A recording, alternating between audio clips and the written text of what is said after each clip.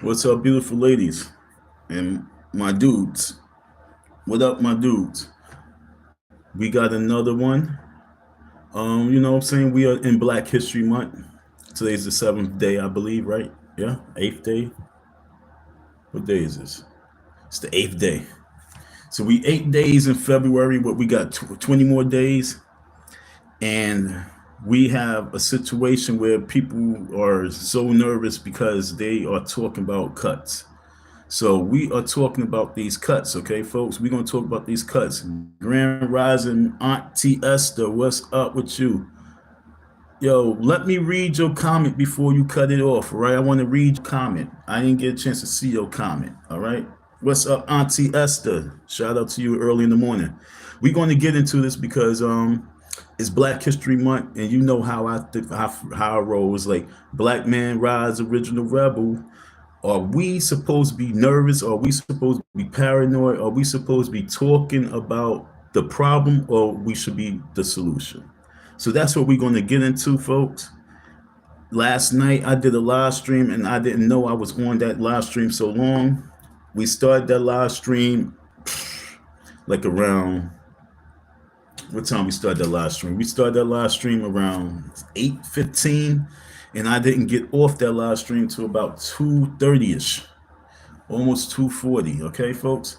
So obviously we had good conversation because whether it's one person or two people, it's you conversing. So we had a good long conversation. Shout out to Hightower. You know, you had me working last night. You had me working, Hightower. Shout out to you. You had me working, and you kind of deflected me to a different avenue, but I wanted to get down to the nitty gritty on that. So shout out to you because I really, I seen people always talking about the was it the black field, the brown field. You know what I'm saying? They always talk about the brown field, the contamination land, and that was my first time really digging into it and finding out. And so sometimes when you dig into things and you research things, you can find out. So I want us to dig in today. We're going to dig in today and we're going to find out what really is the problem and what really will be the solution. What would be our solution? So today, this morning, is Trump news. We're going to dig into the problem and we're going to figure out what the solutions could be. And I'm telling you, folks, it's Black History Month, so solutions are not about complaining. So our solutions is not about pointing the finger at what you consider your enemy. Our solution is looking in the mirror and pointing the finger at ourselves and saying, what can I do? What can we do? What should we do? What are we going to do? And that's where we at. So let's get into it. What was the title? I can't remember my title. My title was something about Trump will be cutting hood hustlers. You know what I'm saying? The income. And you know what I'm saying? I like to, be a little bit sarcastic. And I like to be also what's that word? Devil's advocate. I like to play the devil's advocate. And the reason why I like to play the devil's advocate is because it allows me to talk on all angles and then get straight down to the core. And so we know what's going on. We know that, saying what goes on in the neighborhood when it comes to the hustles, you know what I'm saying? So we're going to get into the hustles, we're going to get into the problem, we're going to talk about the solution because this is a real situation that's happening in real time. $1.6 trillion, $1.2 trillion, I believe it's like 1.6 or 1.2 trillion dollars is the focus to be cut. Got my little iPad here, so we're going to talk. I got to put my glasses on because my vision getting a little bad. So we're going to put these glasses on so we can see this and we can talk this talk. Okay, folks? So bear with me as I get myself situated. I got everything set up right there. Ooh, okay. I can see the words. Hey. All right, so I'm going to do some reading. Hopefully my reading is on point. I should get some water. Okay. Trump's 2021 budget would cut $1.6 trillion from low-income programs, okay? From low-income programs. Actually, this is from March 9th, 2020. So, and it's so perfect. I didn't see the date. I thought this was a more recent, but I want to talk about this because that was said when he was president the first time. He said that he wanted to cut SNAP. He said he wanted to cut, there was a lot of things in programs that he said he wanted to cut. And I was sitting there saying, you know what? It's okay. It's all right if we can counter everything with a counter punch, a counter solution. So I want us to understand that anyone that you consider enemy, anyone that you consider anything that you consider a problem, there's always another solution. For example, I know this is a little off topic, but I'm gonna give you an example. If you have an infestation of roaches, an infestation of mice, saying they could be taking over your house, they could be taking over your bathroom, your kitchen, they could be taking over your life. But there's always a counter action. You can get raid. And if you get raid for these roaches, you can eliminate them. Okay? If you get a exterminator to come in, you can eliminate it. So we don't focus on the problems, we focus on the solution. And here on this channel, this network, we're going to look at the problem and we're going to counter attack it. We're going to counter punch it. See, like if I was a boxer, they would talk about me as being one of the greatest counter punchers. And I'm going to evade that blow, that punch that you throw. And so we have to figure out how we can evade their punches, because they're going to throw punches. And the reason why they're going to throw punches is because we threw punches. It's a fight. It's a fight. It's a fight between the government and the citizens. It's a fight with the government and the immigrants. There's a fight with the working class and the non-working class. There's a fight with the people who control the economic wave, the economic movement, the economic flow. And then there's also a fight with those people who is just about nothing. So there's fights on all different levels. You have people that just like this all day long. Give me. I need. Oh, you got to take care of me. You got to take care of my food. You got to take care of my family. You got to take care of my children. You got people that really don't want to do anything. And they hurting those people who really want to get out and make something themselves. There's a major battle. And we have to have a solution. It has to become a referee. So we as a nation of people, we have to become our own referees to mediate this fight. And I want you to stay focused, because there's always a powerful, positive solution for the problem. And the most important solution is unity. We have to move with unison. So let's read a little bit. The Trump administration budget plan for the fiscal year, this was 2021, okay? And it's so important for us to read a little bit of the past so we can know about the future. So I'm going to read this and then I'm going to go and look for 2025, okay, budget, okay? Because I just tapped on this one. So we're going to read a little bit of this so you can know what his game plan was back then. And he's going to finish it. And I say to you folks, if he was to cut the amount of money that they was talking about of being cut per year from a SNAP, the food stamp program, folks, my solution is like, do it, go for it, because we could shift that budget money to the next level. This is legislation talk, you know what I'm saying? This is hood politics talk. This ain't, a poor people's campaign conversation. If you want a poor people's campaign conversation, go to the Poor People's Campaign channel. And you guys can sit there and you can super chat each other for, building up the energy that y'all want to on just the problem. Because a lot of people, they have major platforms, they have a lot of followers, and they are just problematic. They're not really talking solutions. They just talk about pain. Oh, this is going to hurt us. And then after an hour of that conversation, there was no solutions. On this platform, we're going to have solutions. So let's talk some problems and some solutions. If he was to cut $5 billion, $6 billion each year, $5 billion, that's $20 billion from the SNAP program. what it's mandatory. He has to allocate those funds somewhere else. Those funds just don't disappear. It was a budget. Because once we understand there are in government, we have discretionary funds. I received discretionary funds 3 years. Okay, I'm also going to show you and teach you something. I received discretionary funds 3 years. See, the problem with black folks is that we don't really pay attention to terminology in politics, and we don't know a lot of little doors and avenues. And because we so stuck on our black power movements and stuff like that, we allow billions and trillions of dollars to slip by us because we'd say, oh, I don't focus on that. It's all corruption. It's all corruption. And the more we talk about corruption and we focus on corruption, like I say, we lose out on something that's mandatory. So you have discretionary funds, and then you also have mandatory funds. Okay, you have discretionary spending, discretionary funds for spending, and then you have mandatory funds. And I want you to understand that these funds are there no matter what.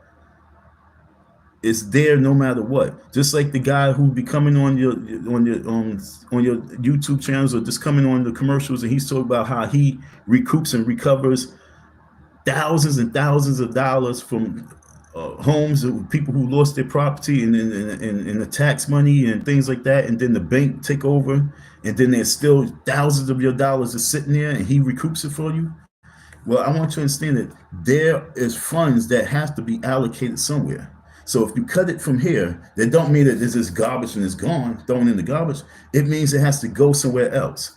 And if we focus on where to shift that funding as opposed to crying about it, oh, look, once again, folks, I am truly about rising up from different levels.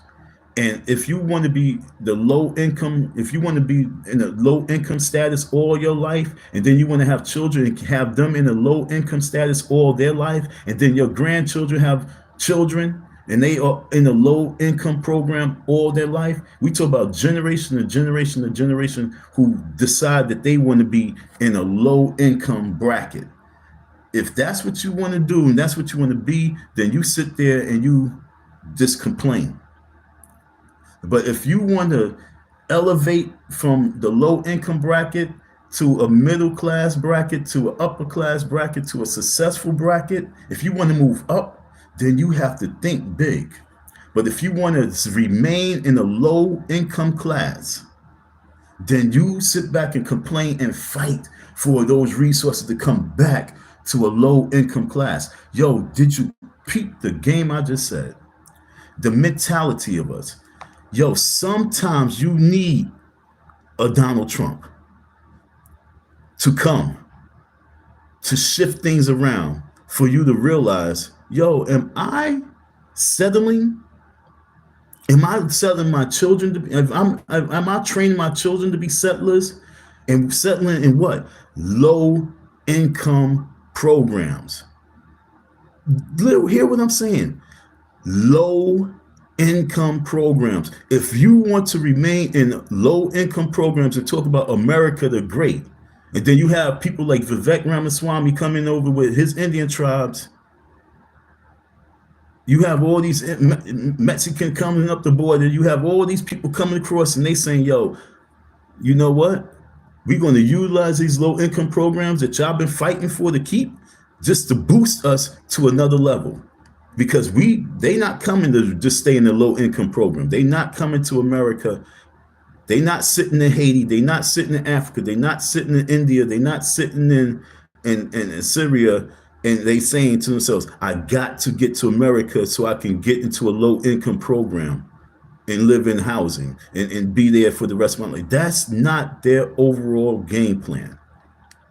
That's not their end goal. Their end goal is to rise to the different levels of income. And we the only set of people who settles for low income programs. And that's because most of your people are Democrats. Most of your people have a Democratic mindset. And Democrat is the hustler of low income status because they are the gatekeepers that don't want you to progress. So they keep fighting for low income programs. So when you have this man who made it, he's about to die soon. And I'm not wishing death on the man, but I'm saying his time is coming. 10 more years on this planet.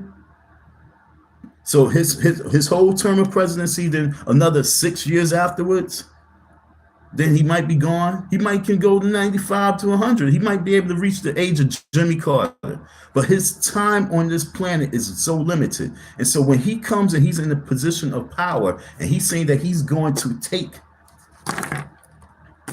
let's just say this is funds, you know what I'm saying? This is funds.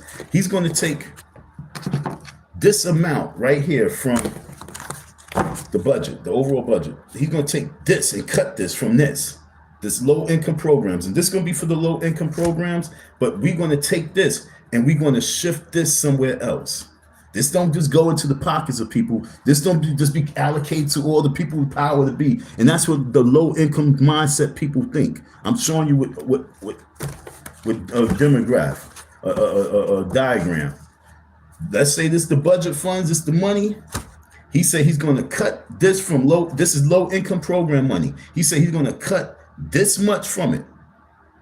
But it just, and everybody said, oh, he's going to cut it. He's just going to give up to the rich. He's going to give up to the rich. He's going to give tax breaks and give up to the rich. Okay, let's just say he do that with this. Okay, with that much, he gives up there. We still have this. And this has to be allocated somewhere else. So if you want to spend your life and your children's life and your children's life fighting to make this power back up, low income programs, yo, we got to get more money back to low income programs. We got to build up low income programs. We need our low income programs, If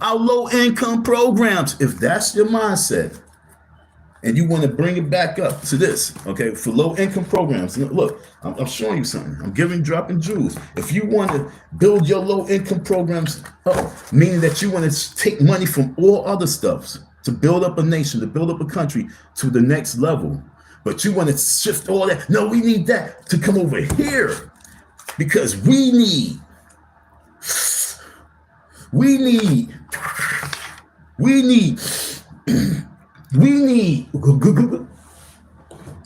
it over here because, yo, I don't want to do nothing else in life except for this right here. And I want to be funded by you over there to keep my lifestyle at a low income level.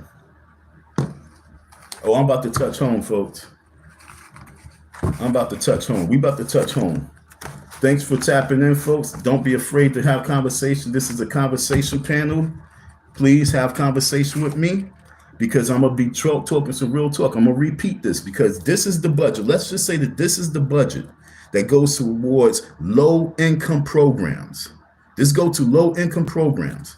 And hit the like button, folks. We do need to get some likes on this. This is going to be a dope one. I already feel myself on this right here. I'm not going to lie. I'm feeling myself. This is low income program money. This is the budget for low income program money. And if this man is saying, I want to cut this much money from low income programs, okay, and we're going to cut this much, and you fighting for it to come back because your children needs stamps. Your children needs a free ride. You are hurting yourselves more than progression. You're not progressing.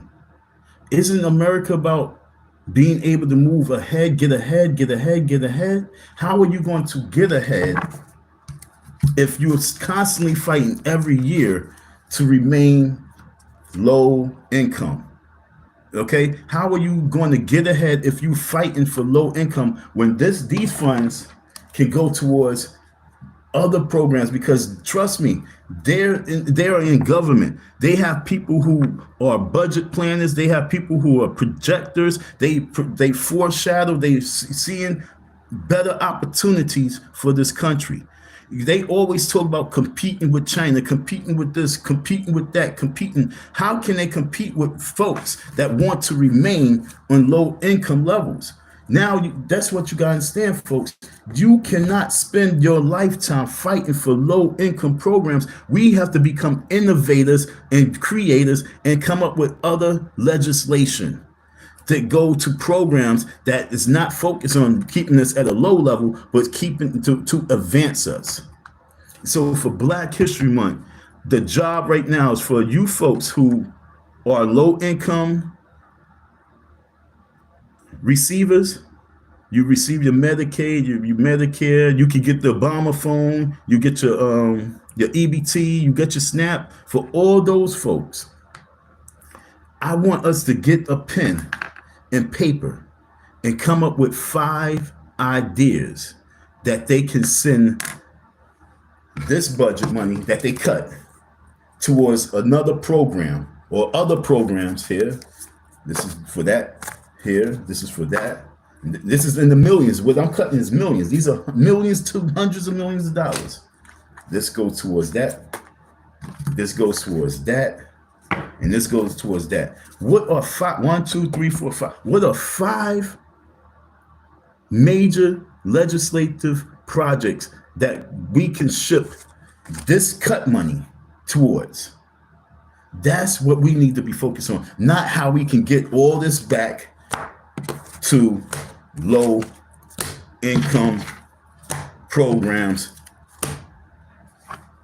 that allows problematic folks, people who have habits.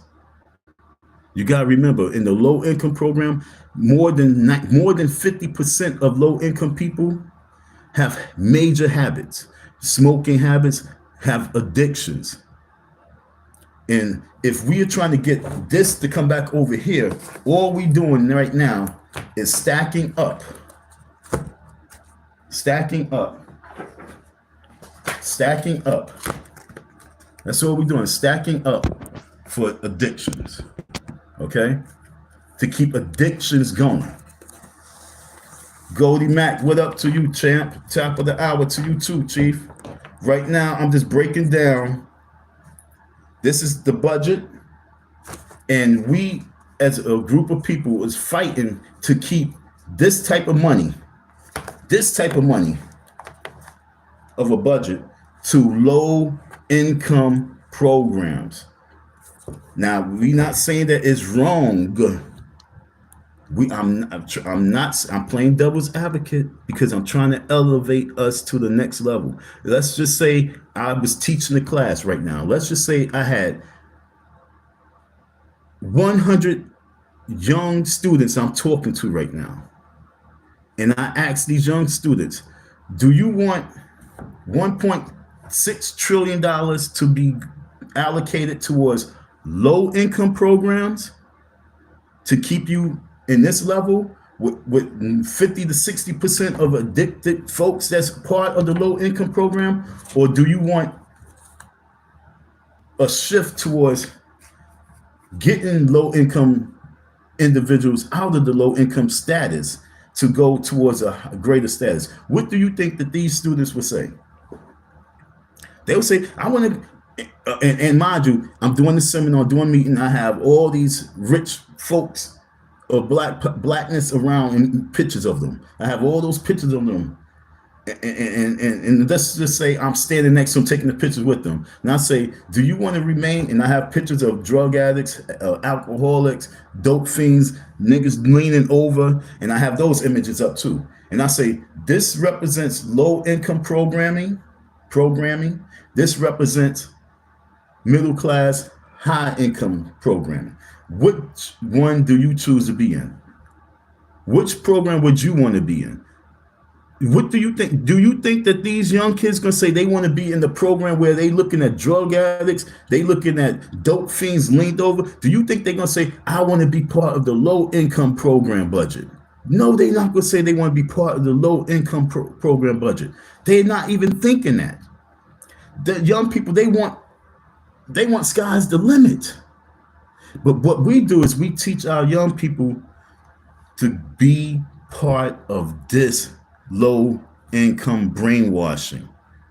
And that's where I'm trying to teach us that we got to, if we want to fight for Black History Month to remain, if we want to fight for our teaching in school, you got to think about what the past was. The past was about making sure that low income programs exist. But this new future, we are almost at 2030. We got to talk about the new future. Let me see what you say, Goldie Mac. I'm going to read this real quick. I'm going to put it up there. But my man, okay? But my man, what about the elderly who needs the low income and Medicare? Now remember, some work their whole life without assistance, but now they too old to work. I agree. Now, what I spoke a little earlier, I don't know if you was around when I said this. I'm playing devil's advocate because I'm bringing everything to a whole. So I'm going to be talking all sides. I understand that. We're going to talk solutions here. All right, Goldie? What I'm talking about right now is 100% solutions, how we can counter punch. Okay? Like I said, they throwing blows, boom, boom, boom, boom, boom. We got to be able to dodge, and then counter and knock a person out with that counter. So I'm trying to knock us out with a counter punch. We know all the things that exist. And that's why I just now said, can we come up, this is Black History Month, can we come up with 5 new programs? 5 new programs.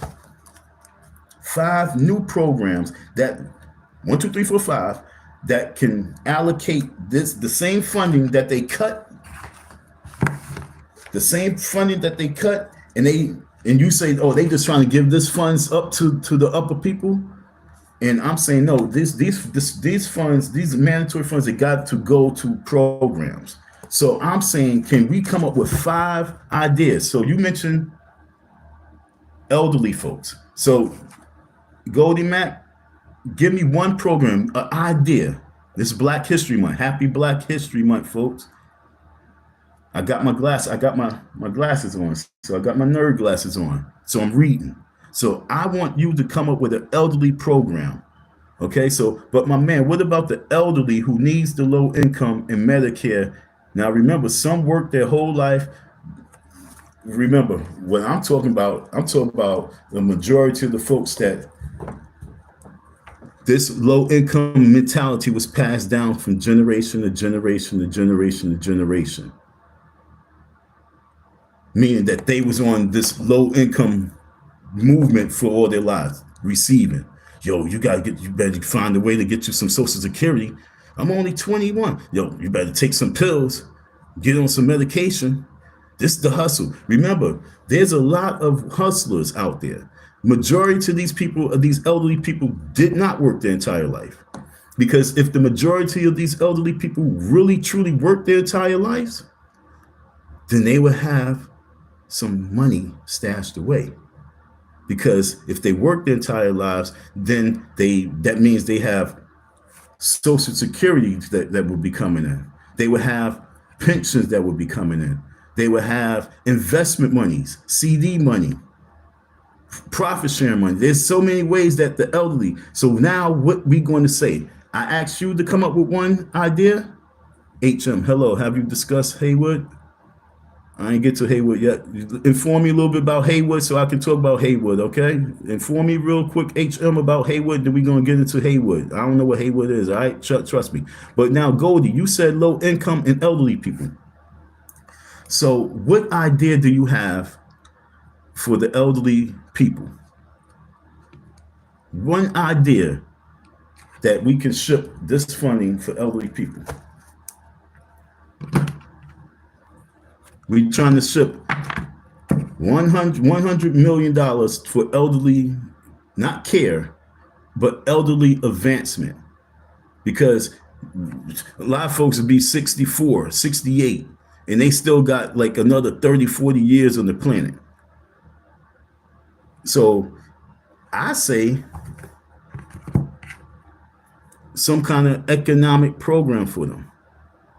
Some kind of economic program for the elderly. What economic program can we develop for elderly people who did not budget their lives, okay? Did not budget their lifestyle, where they are in need of assistance?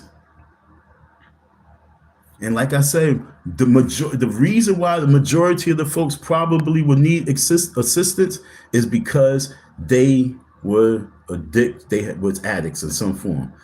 Cigarettes, tobacco, alcohol, marijuana, dope, meth, all sorts of hard drugs. So could we develop an economic program? Like I say, yo, folks, this is, yo, shout out to you, Goldie Mac. Yeah, an economic program would be a start. So now we start right there. I like to put HP on my chest, hood president. So I'm asking my constituents, what economic program, economic legislation that we can prepare in Black History Month for this administration to focus on, that when they take this money from low budget programming and they say we're going to put it towards this, what economic development can we develop for seniors?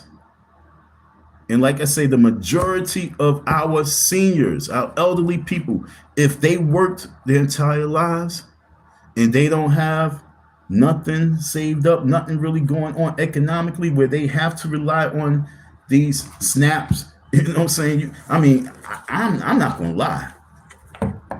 Look, let's remember, if we was talking to these kids of nowadays who can get on their phone and make money, if we talking to them, I want us to be able to talk to them not on those sorry level. Damn, I'm gonna lose my train of thought. So like I was saying, the majority of these folks was addicted to something that made them not be able to stack their money. For example, I'm going to use my household, my mother. Oh, matter of fact, I know I was about to say, yo, can you imagine working 35 years of your life straight? Let's say you had a job all your life for 35 years, 40 years. You always had a job. For 40 years, you always worked a job. Salute to those people who had a job in all their life.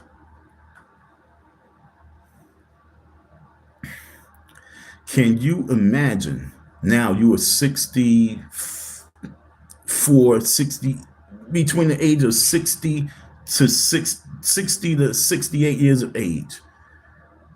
And now you have to get an EBT card after working all your life? Do that make sense? Is that growth? This is school right now. This is real school. This is school. Do that make sense to work 40 years of your life to now become a senior, and now you need a food stamp card to survive? What is school? That's why I'll be smacking on Umar Johnson. What's your end result, my nigga? For building a school, taking all this time, talk about this going to save the young Black men. What's the solution for the end result? Retirement. I went to school, I was working a job all my life, and now I can't afford. I can't afford. Is that promising to the new generation of people coming up? Is that promising for them to be looking down the road? Little young guy, he's seeing all this drug dealing taking place in his community. He's seeing all the seniors out there. He's seeing all the people out there just doped up looking. And he's like, damn, man, what's my future? My future, if I work 30, 40 years, I'm going to have to go get an EBT card at the end of the day. At the end of the day of working for 30, 40 years, I have to go to social service department and apply for an EBT card. That's embarrassing. So now, this is why I say, if we focus on the people who have the budget and we focus on developing strategies for them to allocate money, if they're going to take from this, well, ship it to this. This is why your local politicians are very important. This is why you must engage into politics. You cannot teach Black people Black power, Black power, Black power, Black power, do for self, do for self, do for self. And at the end, we are not creating solutions for us to do for self. We're not creating economic development programs and projects and workforces for us to sustain our lifestyle after retirement, if we are not preparing for that, but we talk black power, black power, black power, we got to say, don't, you got to stop hustling me on that black power stuff. What's our end result solution for 10, 30 million people? What's our end result for 50 million people? What's our end result for a billion folks? Not just me and my little family, but a billion folks. We need some solutions on the table. And if we don't have no solutions on the table, then you're going to get what you deserve. Because the power structure knows what's going on. Because when they look at sales, they see that tobacco sales is up. When they look at sales, they see that marijuana is at a high. It's almost a $50 billion yearly operation. When they look at sales, they see that drugs is selling, booze is selling, alcohol is selling. When they look at what's selling, and then they look at how they are supporting this by having this structure to keep you at a certain level. It's like being in school and you like, yo, man, why this teacher's always hard on me, man? Why this principal's really hard on me, man? Why my teacher's hard on me, man? Because they want you to think and do better. That's why. Why is dad always on me, man? Mom, dad was screaming at me. He's telling me, yo, get up out the bed, stop playing the game and get outside. But mom, it's cold outside. He want me to shovel the snow. Nigga, because the snow gonna freeze up and then somebody might slip and fall and they can sue us. But I got you upstairs. I need you to get your ass out the room and clean up this snow. Put the salt down. Then you can get back to that. Mom, why dad always on me? Why dad always on me? Girls, mom, why my mom always on me? Why my mom's always on me? Yo, get a life. She should get a man. She's always in my life. See, that's playing a victim. And here we're not playing victims. We're going to be victim savers. And that's what I'm talking about. How can we save a nation of folks? How can we save 100 million people? How can we save a nation of people who's about to become extinct because of our addiction to being low income people? We about to extinct ourselves from humanity by having a low income mentality.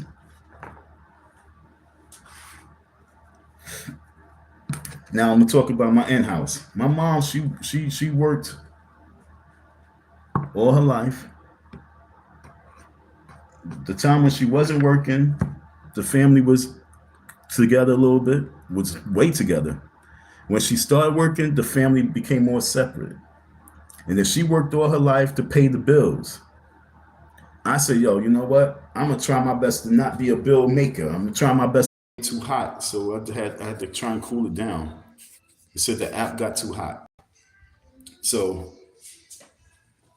I don't know why that happened. It pissed me off because I was into the flow and I was going somewhere. So we're gonna try this again. We're gonna try and get that thought back. So when we talk about economic programs for the seniors, like I say, the majority of our folks had addictions in their lives. For example, my mom smoked hella cigarettes all her life for 40 years.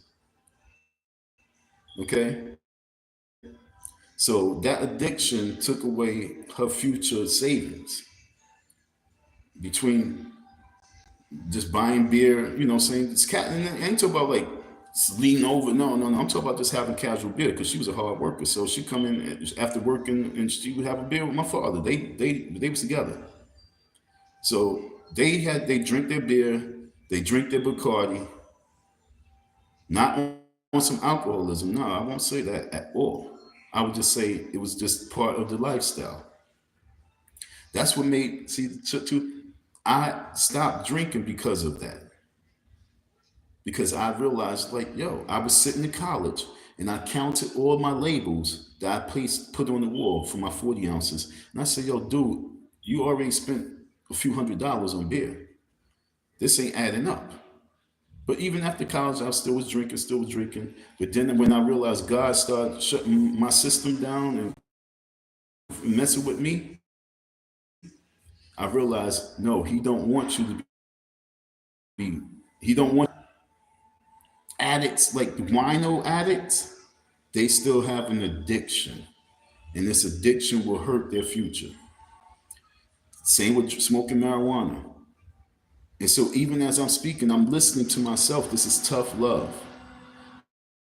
We as a group of people have these addictions that truly take away from our need to be met on a daily basis.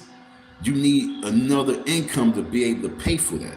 So the majority of these elderly people that you talk about has some kind of addiction.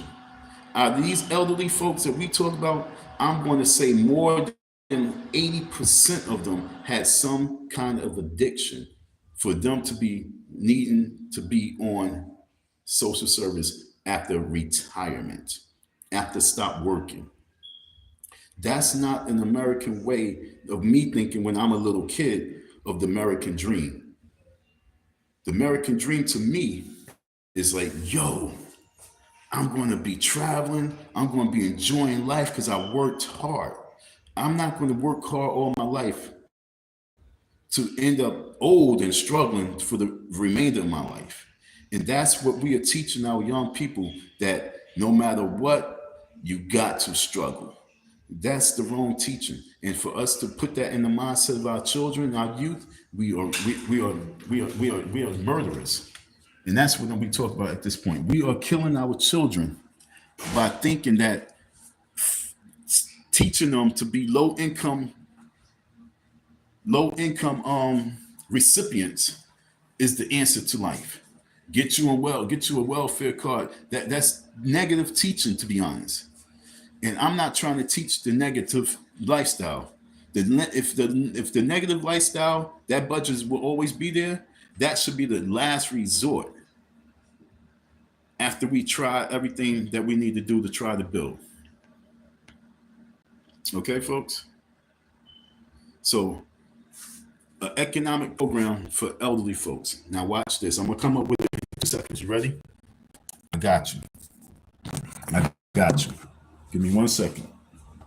I got you.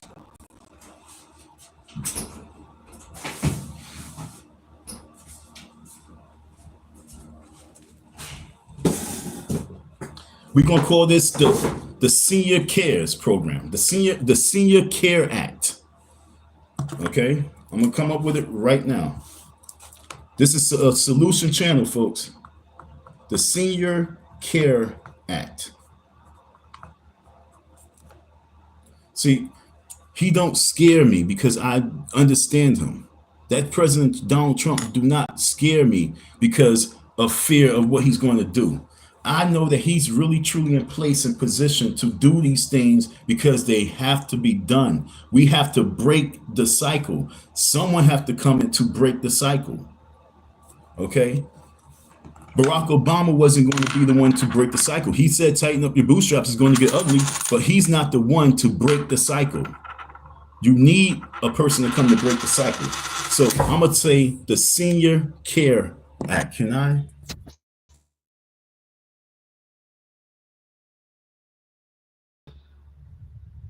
post something? Start the poll. Last.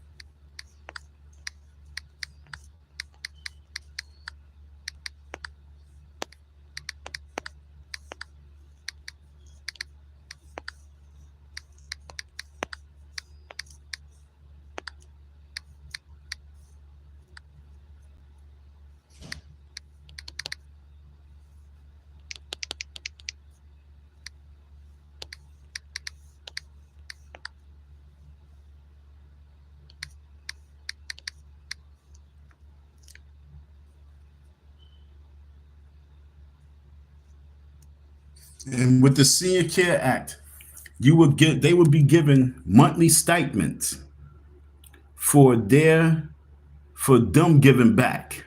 Okay?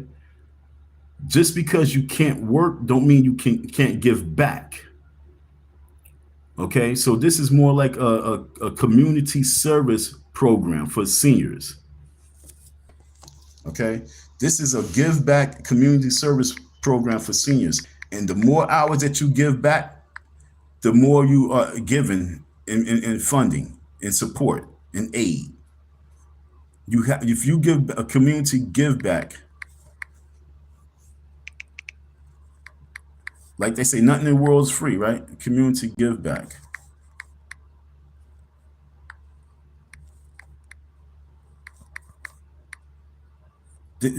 One of the hard things that we have in the world that we live in is that Willie Lynch syndrome.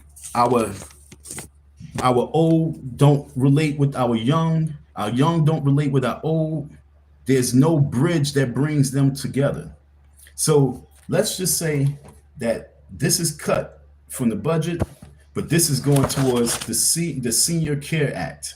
And the Senior Care Act is a program where people who no longer feel that they can work now have to give volunteer time. They have to volunteer their services. They have to volunteer in, now where could they volunteer? In the schools. So all those people, all those elderly folks that was teachers, you know what I'm saying, or educators, artists, musicians, they can do community service work. And for the hours that, let's say they put in 20 hours of community service, 20 hours community service, just giving back,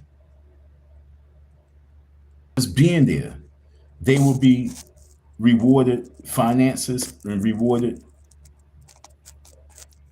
nutrition. Okay? But it's not just to give them, they have to give back their time, their energy. That builds a bridge in the connection. That brings a bridge in the connection with our young people and our seniors. Can you imagine having 10 million senior citizens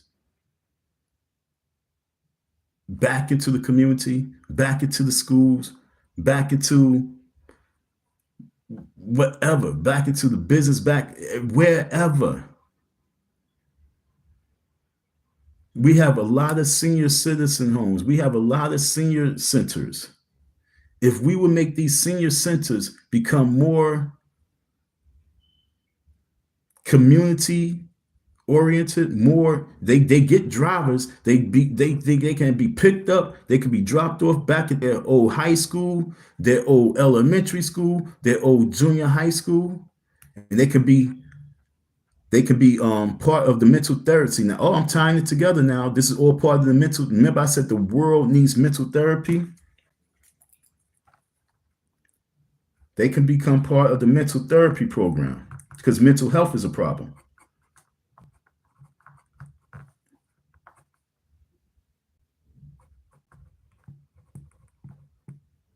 Okay, they can give their life experiences. So remember, when you leave elementary school, you leave high school, you leave junior high school, you've forgotten. If you're not coming back, college, if you're not coming back, they forget about you. But imagine if there's a program where you can go back to school. It's called Back to School, the Senior Care Act, the Back to School mental health therapy. Okay, because we have so much violence in our schools, we have so much anger and animosity and hate in our school system. Can you imagine having them go back to the schools and they just be there? They there in the PTA, they there in the cafeteria, they there outside. And yo, man, watch your mouth. You're in front of Miss Johnson. Yo, we don't play that, yo. Nah, watch your mouth. Now the kids, because the rapport they have with these seniors, have a different level of respect. Can you imagine each classroom have a senior citizen in there, helping a senior citizen as an aide? You don't even have to be a teacher. You just there because this is your old school and you got to give some volunteer time because you want to get this food, this extra food. You want to get this extra funding each year, each month, each week. Like I say, we can't always be focused on a handout. We have to figure out how we can give ourselves up to get. You think that it's always just about sitting in the house watching TV, scrolling through your phone, becoming blind? No. Getting old, not moving around. You now losing your mobility because you've been sitting on that damn rocking chair. They're talking, oh, my knees, because you got your legs bent for like half the damn day. Yes, your knee's gonna hurt. The house I was staying in, the dude's mom stayed in the rocking chair. Talk about, well, I'm retired. I'm retired. Well, you need to find something to do. And all she talked about was going to the casino to gamble. That's what she talked about. No, she ain't got no giving back to no community in her thoughts. But just imagine making it a senior care act, a program that you can get, and you will get more than what they allocate by you giving up your time. This ain't no job. There's no obligation. But if you want to get more out of this society, you have to give back. So can you just imagine? Let me see something real quick.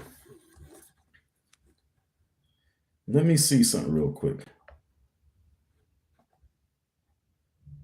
That nigga don't scare me. I'm too smart to be scared. How many elementary schools are in the United States of America?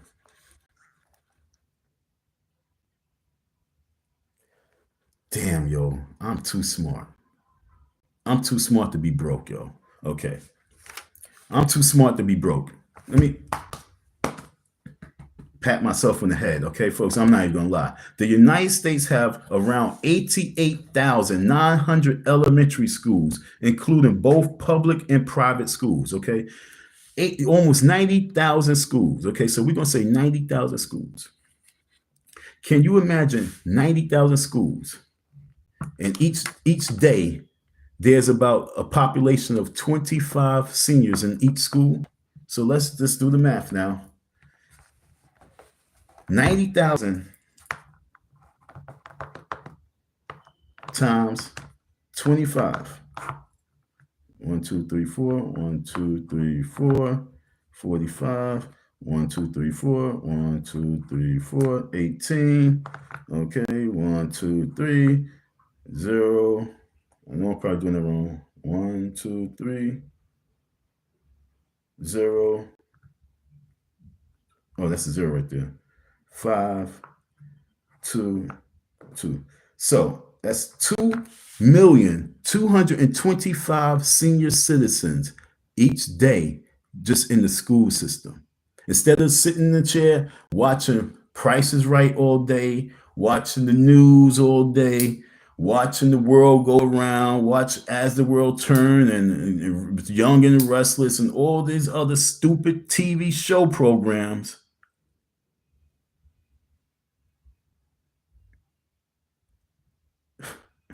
Yo, this world is so easy, man. Yo, this world is too easy to run, yo. It's too easy to run. It's like, do you want to sit and watch yourself the window and crumble up? Or do you want to still have mobility and feeling good about yourself? You know what I'm saying? You were 65 and you moving. You mobile. You moving, you mobile. That's what this life is about. You can't open up a Bible and tell me that, yo, I'm a true Christian. I'm a believer. And do you see that they lived 100, 200, 300, 400 years? How and why? Because they didn't have all these addictions. They didn't have all this technology. They didn't have all this distraction to destroy their bodies. So what I'm saying is, can you imagine 2,250,000 senior citizens back in school?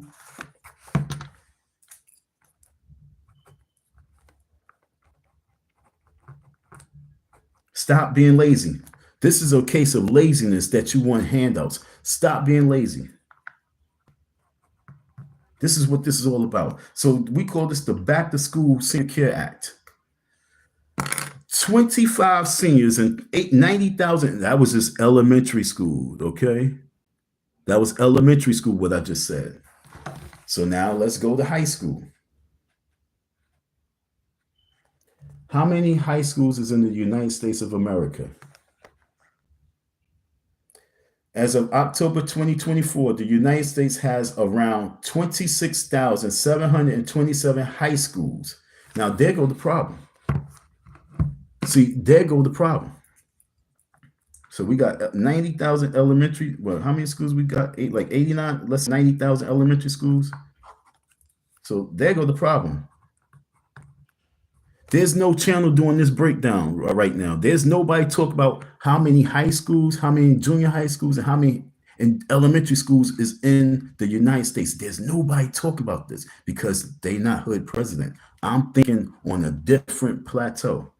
So we got 90,000 elementary schools. How you gonna have 90,000 elementary schools but only have 26,000 high schools? Where do those students go? That's the prison to jail pipeline we talk about. There's not enough high schools. How you have only 26,000 high schools? So you tell me that from the time they leave elementary school, junior high school, now they looking searching for high schools? Of course they're going, man, there's not enough high schools. Same students, what happens? They die before they get to high school? That's crazy. 26,770. That's bananas. That don't even sound right. Like, somebody got to bring this up. What if there's only 26,000 high schools in the United States of America, but there's over 90,000, there's almost 90,000 elementary schools? Why is there such a gap? Oh, I didn't even know I wrote all that shit wrong. What did I say? I apologize for this poll. I see that I wrote some wrong stuff. Do you think that's supposed to say, do you think we need what the hell? That should look crazy. I wish I can read. Damn it, I can't rewrite this. I'm so sorry about and I got my glasses on. Do you think we need a senior care act for elderly people? I apologize for not spelling nothing right. That's crazy. My bad. My bad. I'm sorry for the ignorance. I'm so sorry for my ignorance. But y'all know what I'm saying. Do you think we need a senior care? Okay, my bad. So there go the problem right there. 90,000 elementary schools, only 26,000 high schools. Okay, now let's go to junior high school. How many junior high schools are in the United States of America?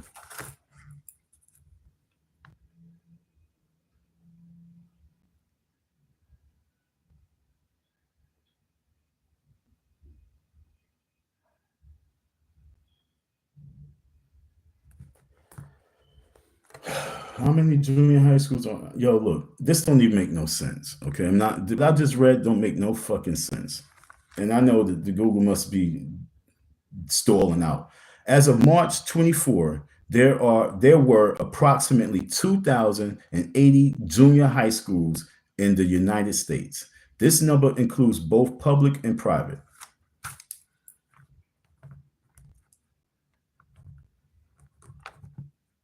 Do that make sense? Do that make sense?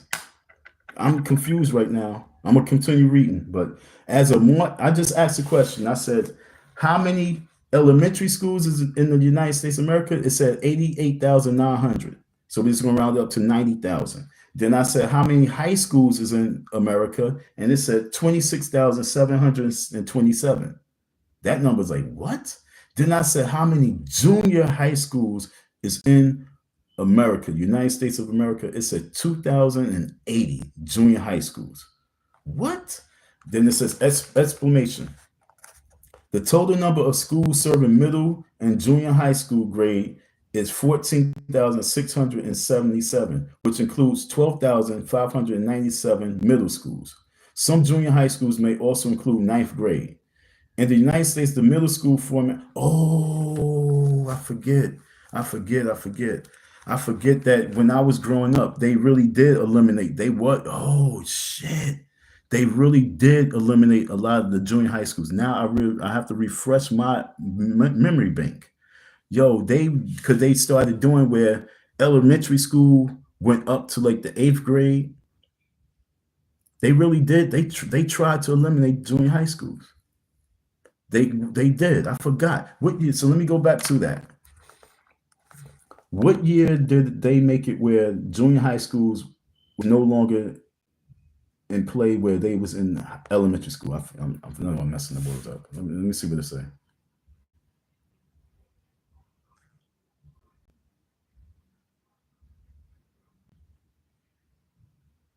While there wasn't a single definitive year where junior high schools completely disappeared, the shift towards middle schools that replaced the junior high school concept largely began in mid-1960s. This meant that by the later part of the 20th century, most schools that were previously called junior high schools transitioned to be called middle schools. Okay, so let me ask the question: how many middle schools is in? Okay, how many middle schools is in the United States of America? Okay, as of March 2024, the United States had about 14,600 middle schools. So we're going to add that. We're saying 16,000 total, roughly, junior high school, middle school. Okay. I forgot that they did that, and I was happy because it happened right after I left school. So right after I left elementary school, that shift really transformed. Where, matter of fact, they cut sixth grade. They cut sixth grade out of out of elementary school. Remember that?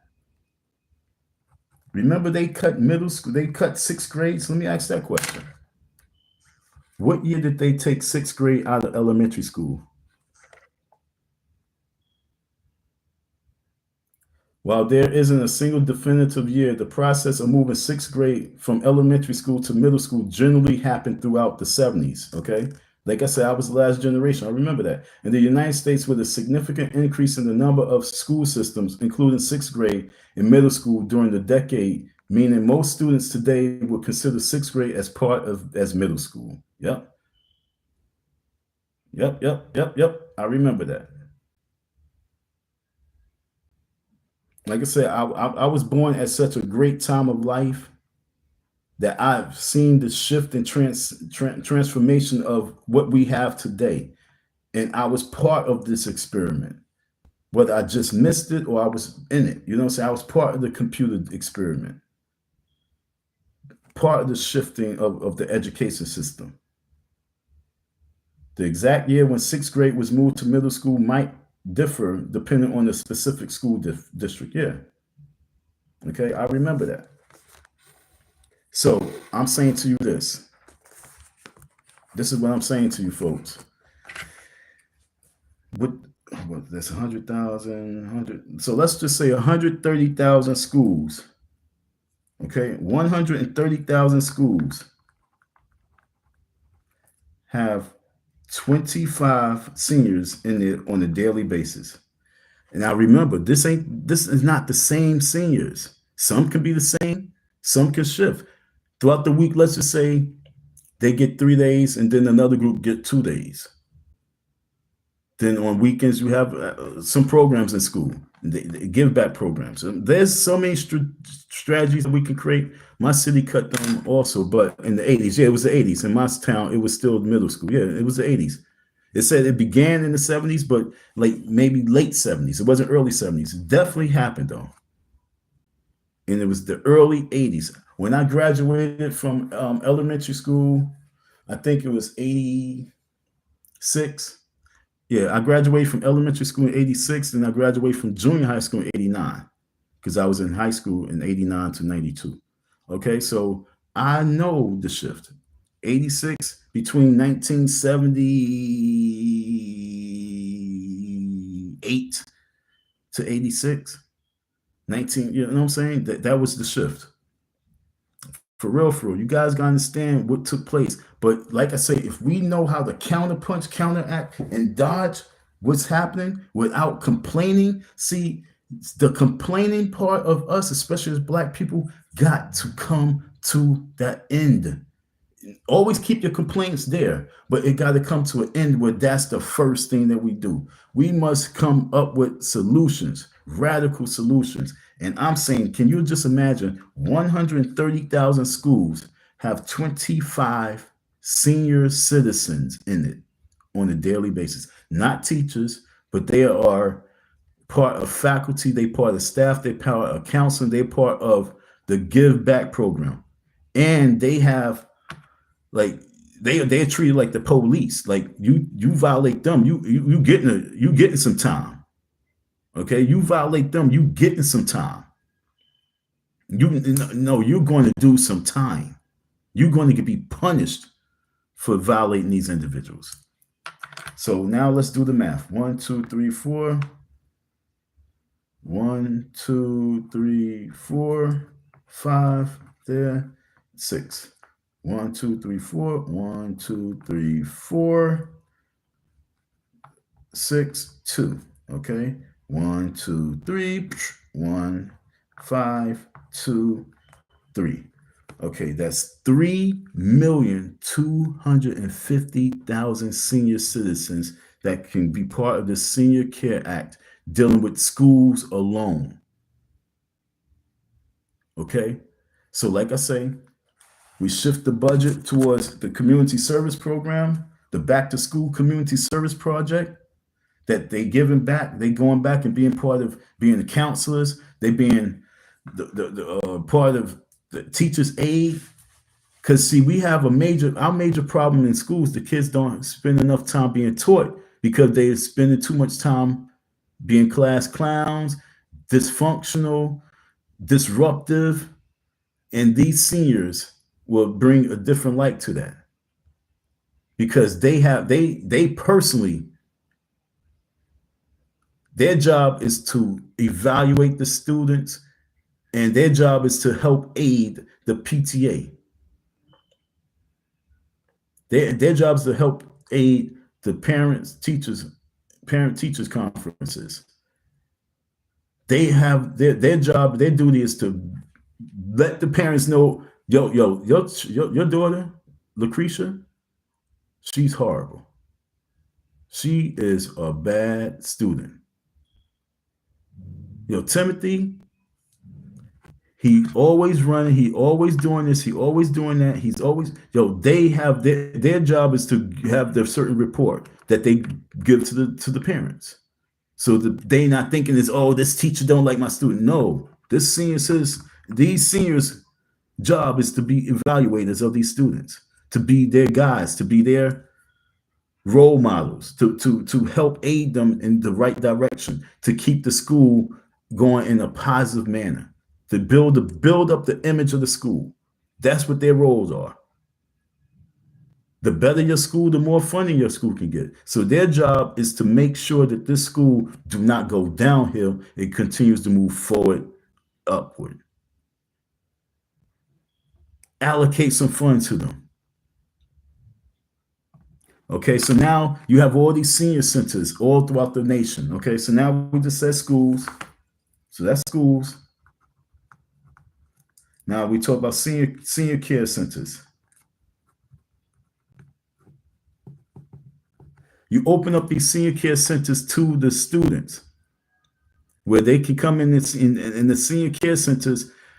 You got programs that's going on for the seniors, but then you also have how you do like job fairs there. So now you got the kids coming in looking for employment. And part of their roles, part of their qualifications to get this employment is to interact with the seniors in the senior centers home, the senior cares. It's the Senior Care Act. So now you have these seniors in these centers, and now they interacting with these children. They teach them quilting. They teaching the girls how to quilt. I keep talking about the quilting, okay? This is how you get the girls to learn how to quilt. You know what I'm saying? Make a quilt, make a blanket, make hats. You know what I'm saying? You have the men learning how to become mechanics. Have the men learning how to become carpenters. Because they come into the centers and part of their training, part of their qualifications to get a job is to learn from these seniors. And so when you take time out to help build with these seniors, and that's instant qualification for job. So now you open up all these senior centers, and you have it where these kids come down, and they have to get volunteer hours in with the seniors. And those seniors who participate with this program, guess what they get? They get funding. They get food. Win-win. Win-win. Oh, we take another piece of the budget money because that goes towards this. Like we say, we trying to chop down this low income programming and build up. Same money though. It's the same money. It's just going towards a different name. It's underneath a different program. So don't come with me on complaining and being weak. We must rise up. Black man rise, original rebel, rebel, rebel, rebel. We are solution makers here. I'm not trying to talk about problems. I'm going to give you the solution. I promise you, with the lack of education and vocab that I have, I promise you that if we had 10 solutions that came up on here, like or 10 issues, Goldie came up with the first one, which was on point. He said it strong too. He said, but my man, what about the elderly who needs the low income and Medicare? Now remember, some work their whole life without assistance, but now they're too old to work. And that's what I'm saying. The Senior Care Act, the volunteer, the project, the project pick me up. See, this is all project pick me up. This is all project pick me up that I'm speaking. Seniors are picking up the students are picking up the people, the seniors. This is a win-win situation. This is project pick me up in full effect. It's the project pick me up Senior Care Act. Cut that money. Send it right here to Hood President. Cut this money because Hood President need it, because Hood President has he has legislation, he has ideas, he has programs to be funded. I need that money because I am a creator, innovator. I'm not going to sit back and be a complainer. If there's a will, there's a way. Going back to what I say, if you got infestation of roaches, infestation of mice, you need exterminators. Once the exterminators come in, they can help eradicate the problem. So we have to learn how to eradicate these problems. So you say Trump is going to cut this, Trump going to do that. Well, what are we going to do as a counteraction? We're going to sit back and complain and pray for another savior to come in to give more budget money for low income programs to keep people drug infested, drug addicts. You know how many senior citizen women I see hustling cigarettes? This is real.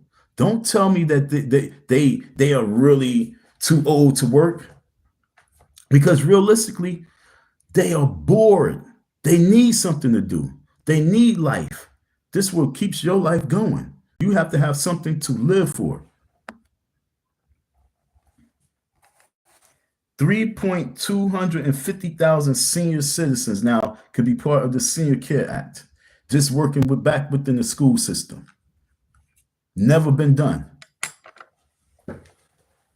Our women teaching these young girls how to make quilts. Okay? Understand? Let's stop playing. Let's get somebody got another. Okay, they cut the money. Okay, let's talk about the food. Let's talk about food.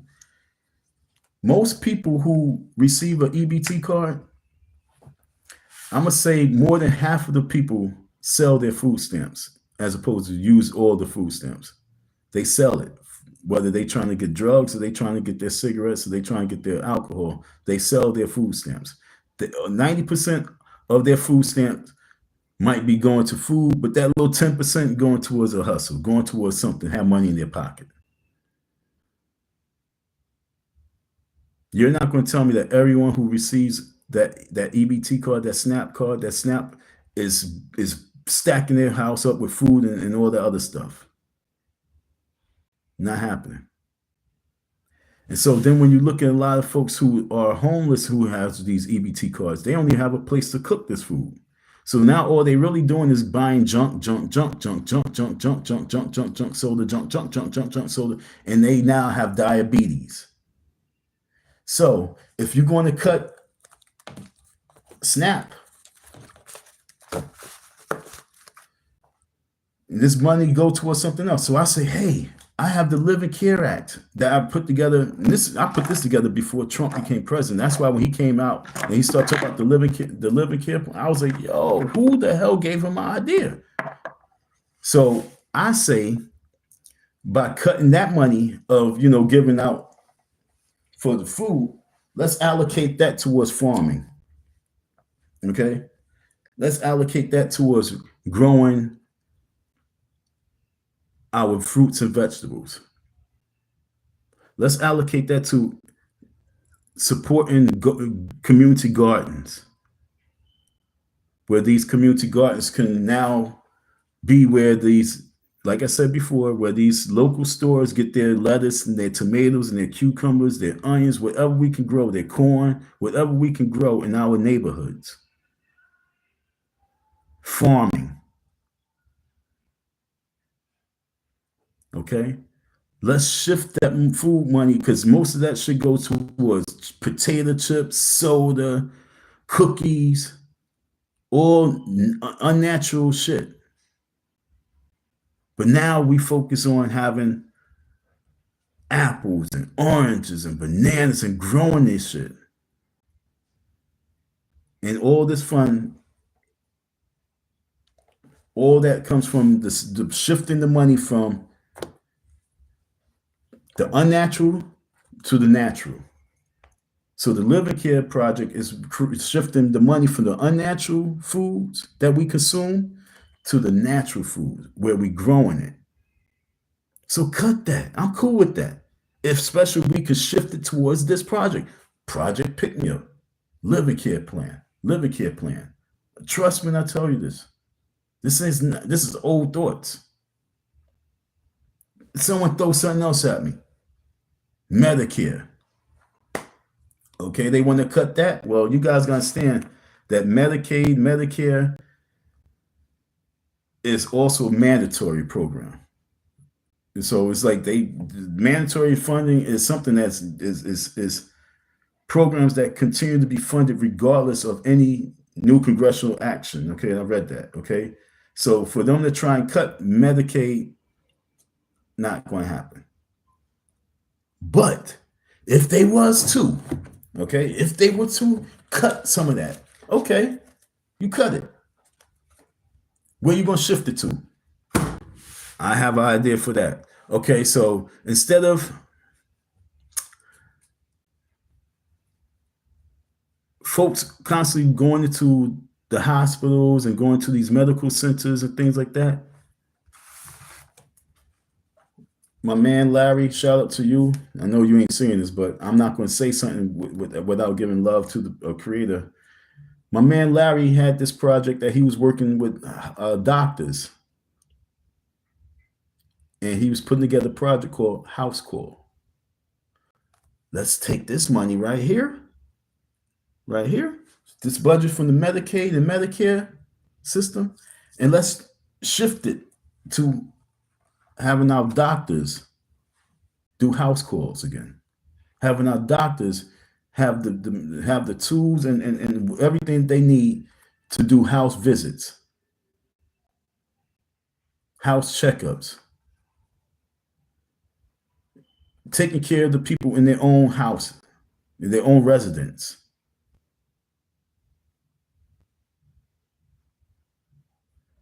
Simple. You cut a major cost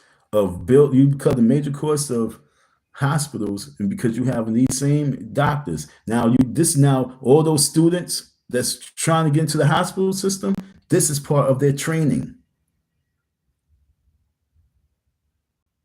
to be part of this house call project. This is their training. So now you're getting a twofer.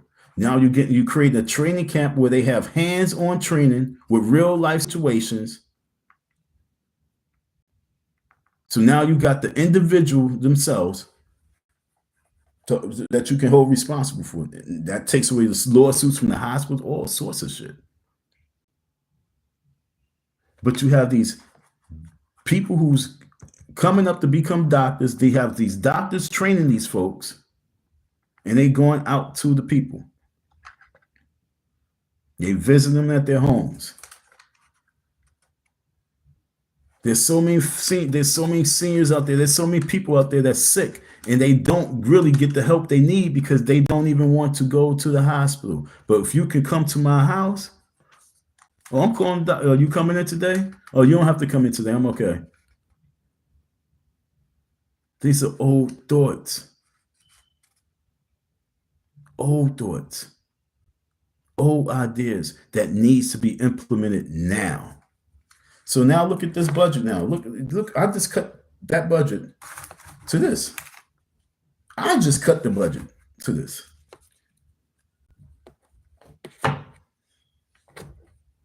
But we have to be able to create programs and projects that's going to counteract this person's cuts.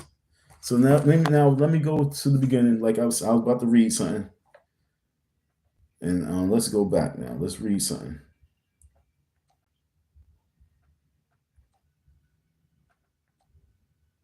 So, like I said, there's over 130,000 schools in the United States of America, whether that's elementary school, middle school, or high schools. There's over 130,000. If we can have in each school, like 25 seniors in each school on a daily basis, we can have 3,250,000 seniors being part of the Senior Care Act, this back to school program, and they will be able to get food. They will be able to get funding. It's not a job. It's the benefits of being part of that program. So instead of them giving it to you this way, they give it to you in this level. And you can get more from the more hours that you put in. It's not work. It's just extra. So they say, oh, they cut my Medicare, they cut my stamps, they cut this. Well, you know that you can enroll in this program. You need to exercise, you need to get out. This can help a lot of overweight folks who sit home and all they do is gain weight. But like, damn, they showing you pictures of them being young, and they be like, how did you get to that? Oh, well, I stopped working. Once I stopped working, you just sat around and had pity for your fucking self and became a pig. I speak because, like I say, it ain't gonna be me. I don't have that mentality. So I can only come with the tough love and speak that need to be heard. You decide to be in self-pity and become a fat slob, and then you want us to pay for your pitiful ass, obese. Yes, I'm going to say that because we need to hear it. Your nutty professor ass self. And now we supposed to save you because you didn't love yourself enough? And that's not Trump. That's Don. And that's not me being wicked. That's just me being real. Why? Because you had your little EBT card and all you were doing is going to the store and getting boxes of cereal, packs of cookies, buying stuff that you don't need, hoarding and gobbling, hoarding and gobbling, and self-pity. Oh, I got my snacks. Damn, that's your snacks? That's like $60 in snacks.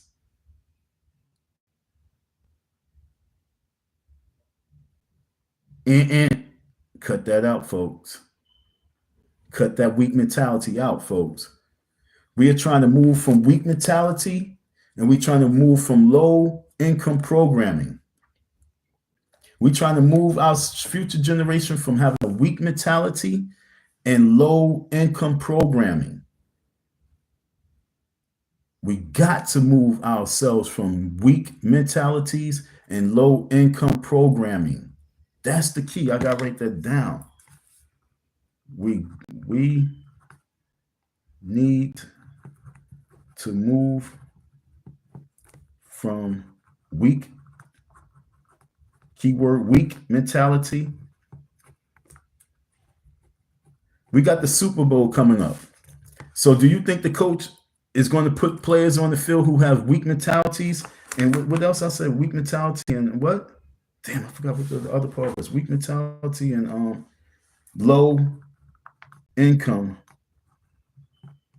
programming.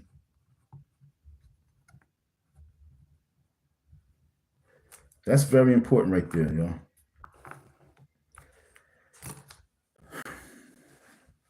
Yo, now I'm saying it. Now, can you just imagine the next State of the Union address that Trump makes, and he talks about we as a nation of Americans, we must move from this weak mentality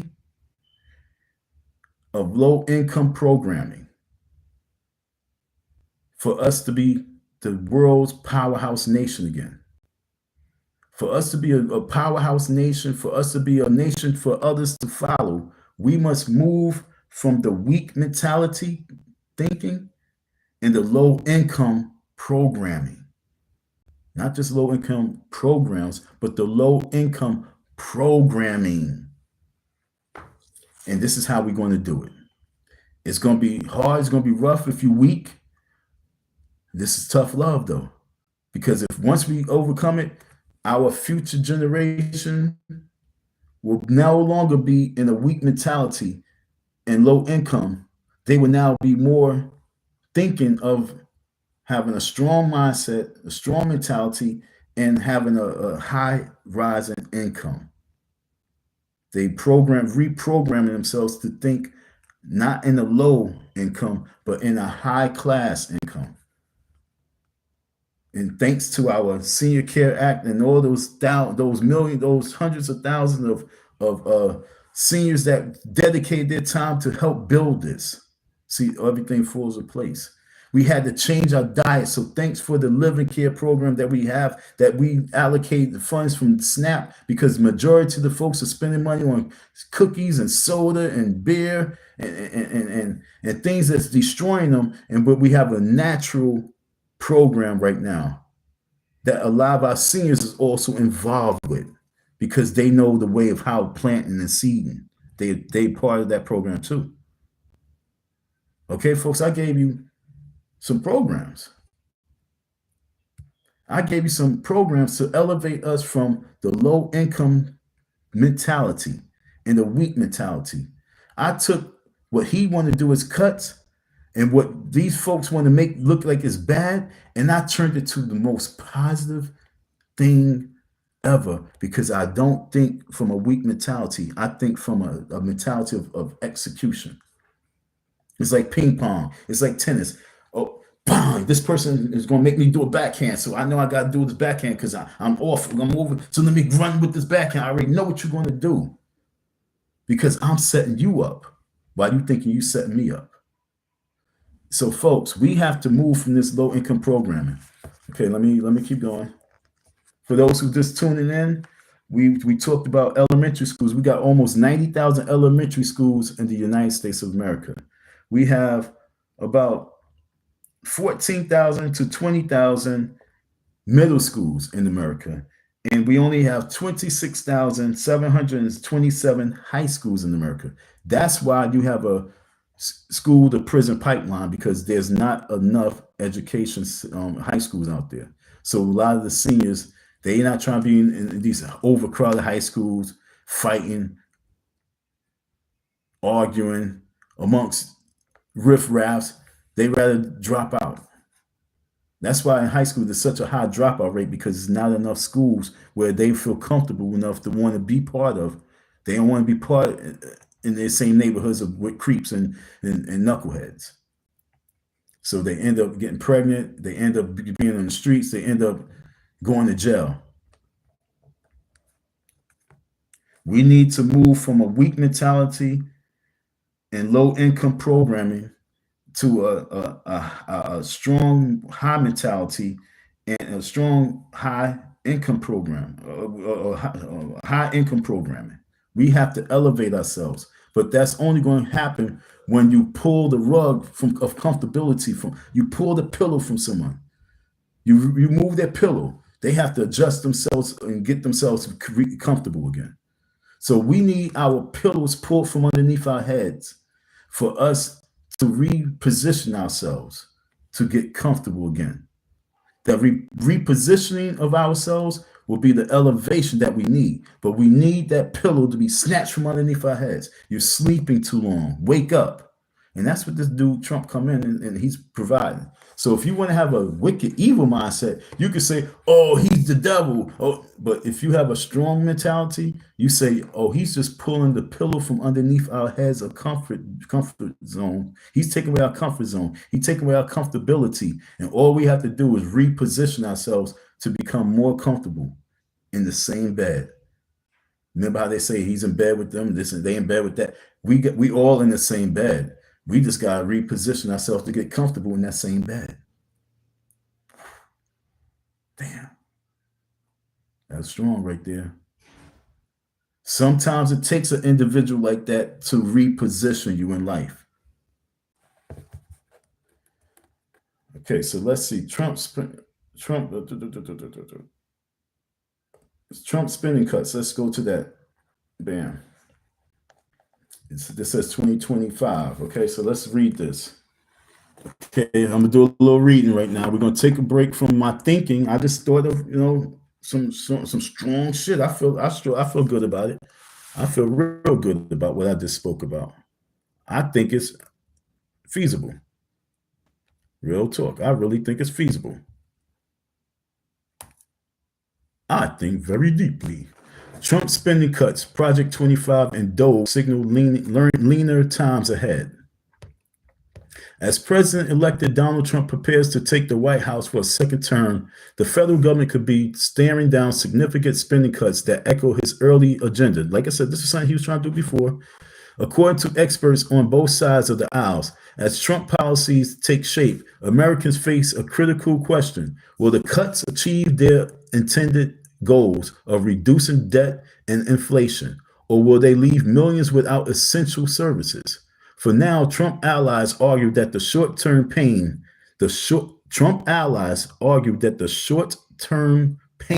will lead to long-term gain. I didn't read this, but I just said that. I said that in all my wording because you guys we are preparing for changing the mindset of our generations. Because we already planted this seed that, you gotta get yourself this, you gotta get yourself that. And that's low income thinking. And so if we trying to focus on the long term of making America great again, we gotta change the mindset, which is the hardest part. Once you change the mindset of the people, you get the mindset of the people to go with the flow like they did with COVID, then it just moves smoothly. It moves smoothly. I mean, once the people, including myself, look, I wasn't wearing the mask for a long time. But once you get the people to get into the flow of things, you can see the operation move a little smoothly.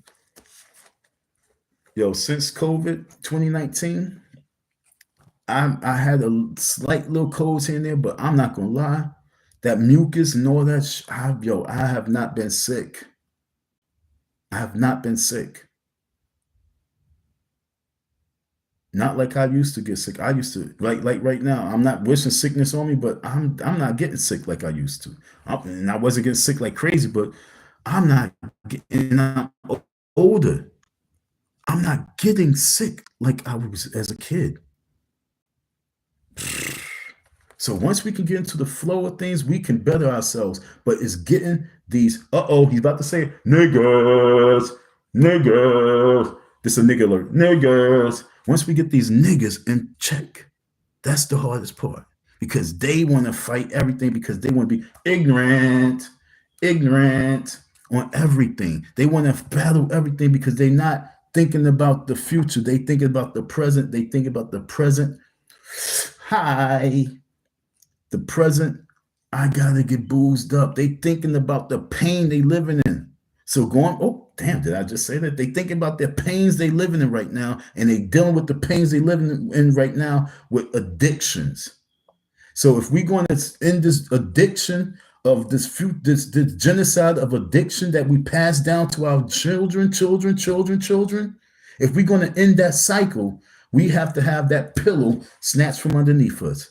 So let me read that again. As Trump policies take shape, Americans face a critical question. Will the cuts achieve their intended goals of reducing debt and inflation, or will they leave millions without essential services? For now, Trump allies argue that the short-term pain will lead to long-term gain. But for those on the receiving end of these cuts, the stakes couldn't be higher. Okay, so that means now we have to become, instead of sitting back,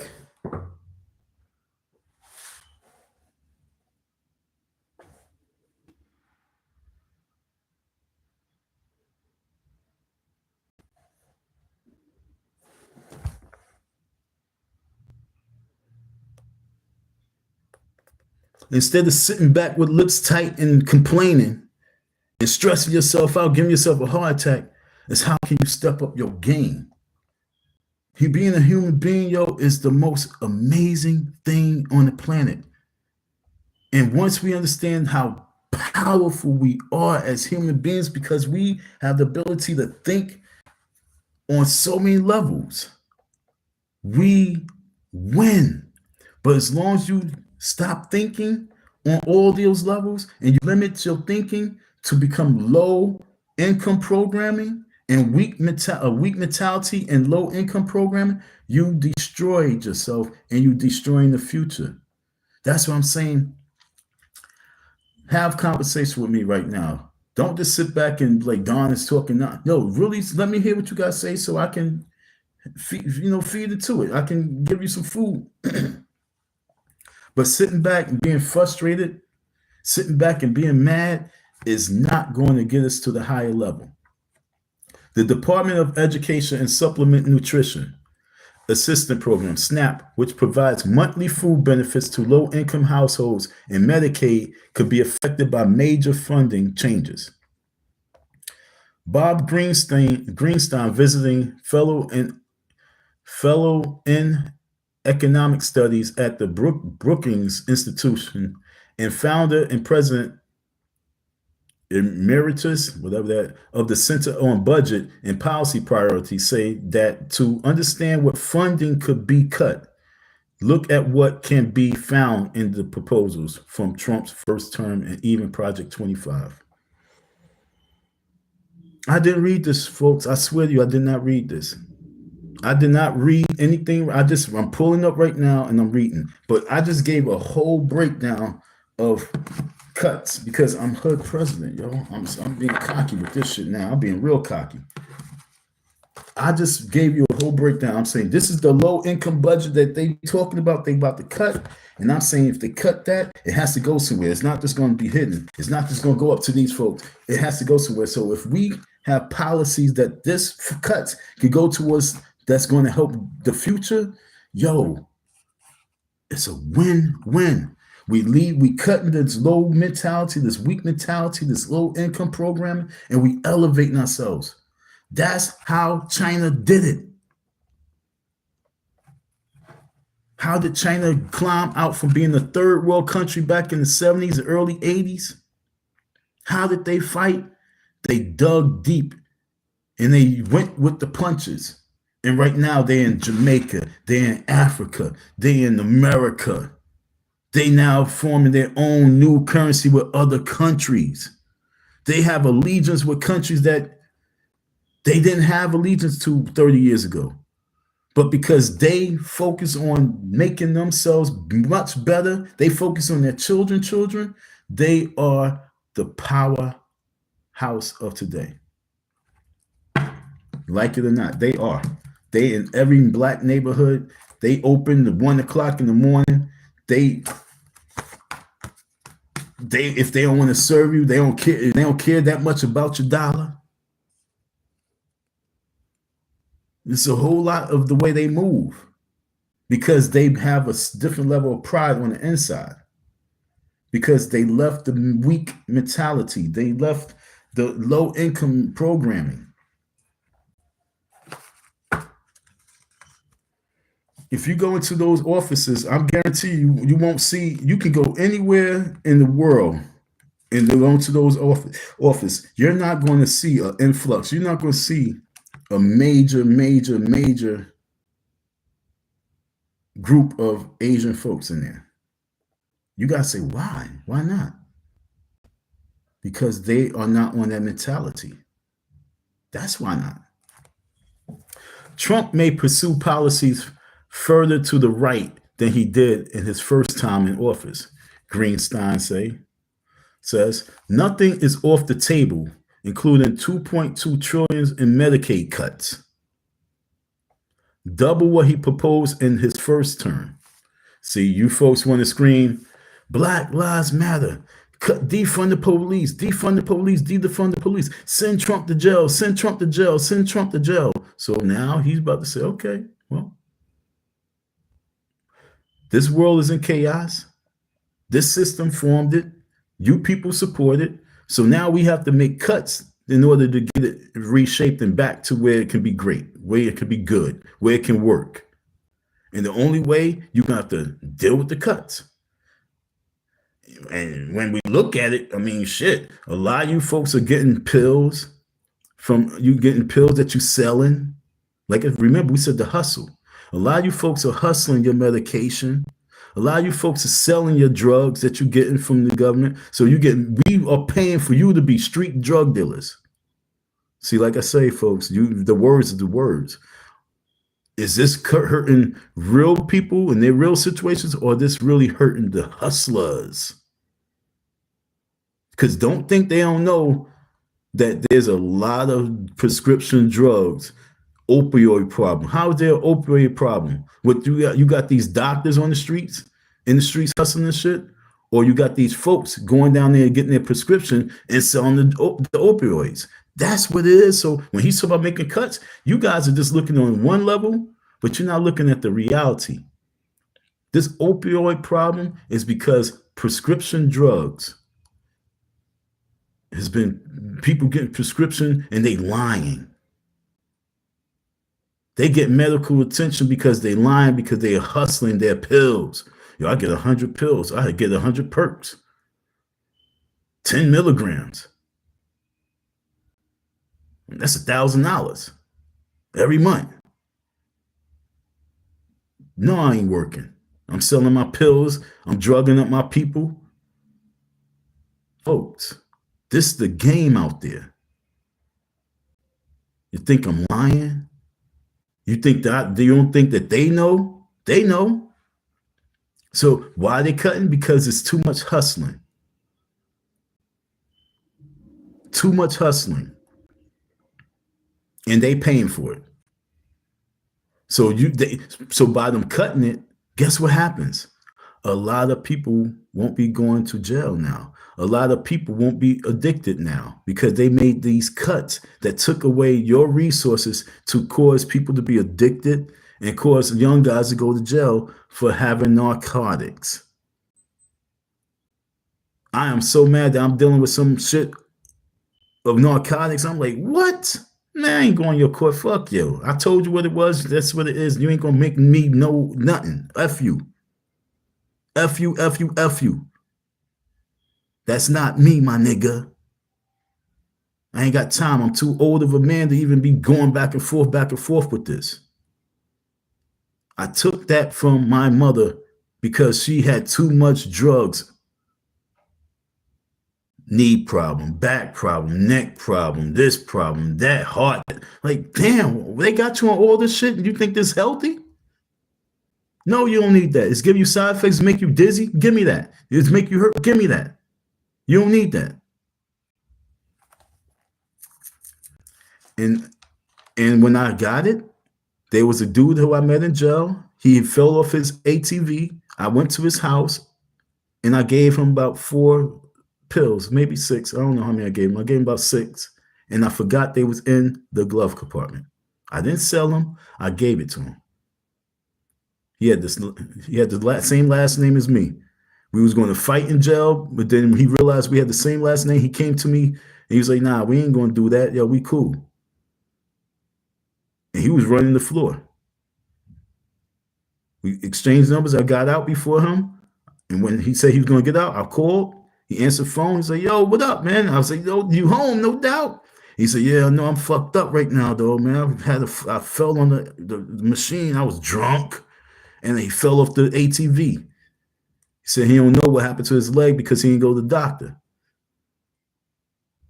So when I went to his crib, I gave him those perks. I wish I just gave them all to him. But in the back of my mind, I was like, I can sell them. But in my overall mind, I was like, you're bigger than that. You don't have no clientele to sell it to. I could have left it with him and let him hustle it off. But I said, I'm not going to do that. See, that's the key thing. This is why I got in trouble, because when I went there, I had street hustle mentality on my mind. When I got there, I was like, I'm not going to sell this to him. I'm going to give him, here, hold that. Then I was looking at him. I was like, damn, if I give this to him, then all he's going to do is sell it. Then I'm helping him keep this dumb shit going on. I said, I'm not going to do that. So I had to fight myself from my own dark side and say, nah, I'm not going to do that. But my dumb ass forgot and left it in the car, in the glove compartment. It was in there. Next thing you know, I'm getting arrested because they searched my car while I'm parked. I'm sitting eating food and I'm parked. And the devil came out of nowhere. This is what I'm trying to tell you. I'm fighting a spiritual warfare battle because I know how to use this. And once you now use this, the energies connect, and they will try to destroy you because you are chosen. So I'm telling you, folks, the project is to pick me up. Don't let me just disintegrate, folks. I'm telling you. Trust me, and I tell you this. I can give you stories for you to help you to become a believer that there are chosen people in the world. And that's why you get the opportunity to see and hear them. Otherwise, you won't know they exist. And don't think that chosen people are rich. Don't think that chosen people are driving Bentleys. Don't think that chosen people is living in mansions. Those are not chosen. Those people, most of those folks sold their souls for that. Real chosen ones are in struggles. That's what makes them chosen, because they are being tested. They're being challenged with the struggles. They're being built with the struggles. They're being developed from the struggles. They're being strengthened from the struggles. Look at me. Last year at this same time, we was in the car. You guys was in the car with me. We was doing the live streaming in the car. I ain't even got a jacket on. I just got this on because I like to wear a hat. But I'm not cold. I'm at 184 pounds. Well, that was with my pants and the shirt on. I'm getting healthier. I'm getting stronger because I have to do my duty. Save our people. Save the human race from itself. So, folks, I'm not going to go too deep on that. So let me get to the next level.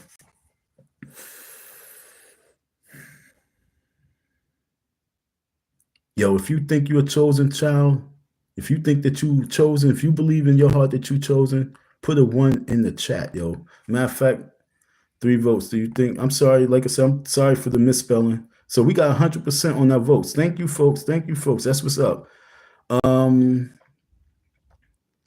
I wanted to do another poll. I wanted to ask the question: do you think that have you ever thought that you was a chosen individual to do bigger things in the world? Have you ever felt that? Did you ever look around, look at your peers, and you say, yo, I believe that God has a different plan for me, but you kind of haven't really tapped into it just yet? That's why you're here. You are here because of that. That's the reason why I don't have 800, 900 people in my live streams, 1,000 people, because my live stream is really for chosen people. Whether you've chosen to be a support system or if you chosen to wake up and rise to the occasion to be a avenger. But this channel is for chosen individuals. So like if you like, yo, I'm not subscribed to your channel, I don't know what made it, but you popped up and I just tapped in. That's because you chosen. Dope. Thank you for those people who tap in and who never seen me before, and they sit back and they listen to me for 5 minutes. Shout out to you. A like, thumbs up to you. Shout out to all those individuals who don't even know me from the real story of that Umar Johnson situation, and you tap it in, you are chosen. Whether it's chosen to move forward on executing stuff or chosen for you to be the support system, you are chosen. Don't get mad because, you know what I'm saying, don't like, oh, fuck you, I'm out. Because you think that you're not. You are chosen. So shout out to all you chosen folks. So let's continue reading. I'm reading this right here. Trump spending cuts, Project 25, and Doge signal leaner times ahead. Don't think there's going to be crazy. The leaner times mean that, when you eat meat, you eat a steak, you know what I'm saying? You buy a steak and they say lean on the steak. You know what I'm saying? You can have something that has a whole bunch of fat on it. A lot of people love the fat, like in steaks. They love the fat. A lot of people like fat. But then you can have the food that is say lean, all the fat's cut off. So right now, what this man is doing, he's cutting the fat. He's cutting the fat out of the budget. And a lot of this fat pushes people to sell their medication. A lot of the fat pushes people to be drug addicts. A lot of the fat hurting the world. And so he's cutting that fat so that you can become stronger and more productive. If you look at it like that, you will succeed in this next 4 years. If you look at it from anything else, you will fail because you're not rising up to the occasion, folks. And I'm not supporting siding with him. I'm just looking at it through the eyes of a person who see the overall vision, who hear and know the overall vision.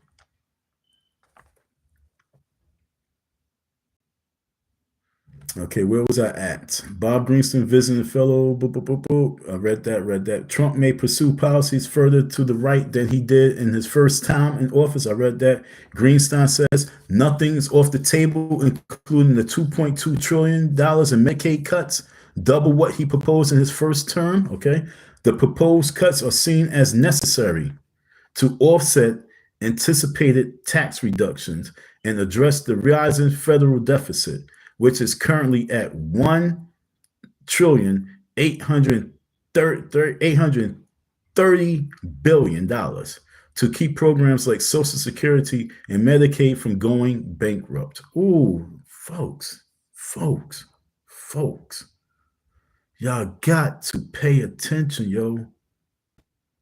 See, most folks who don't focus on politics and they just focus on hearing something and then becoming a victim, that's not politics, yo.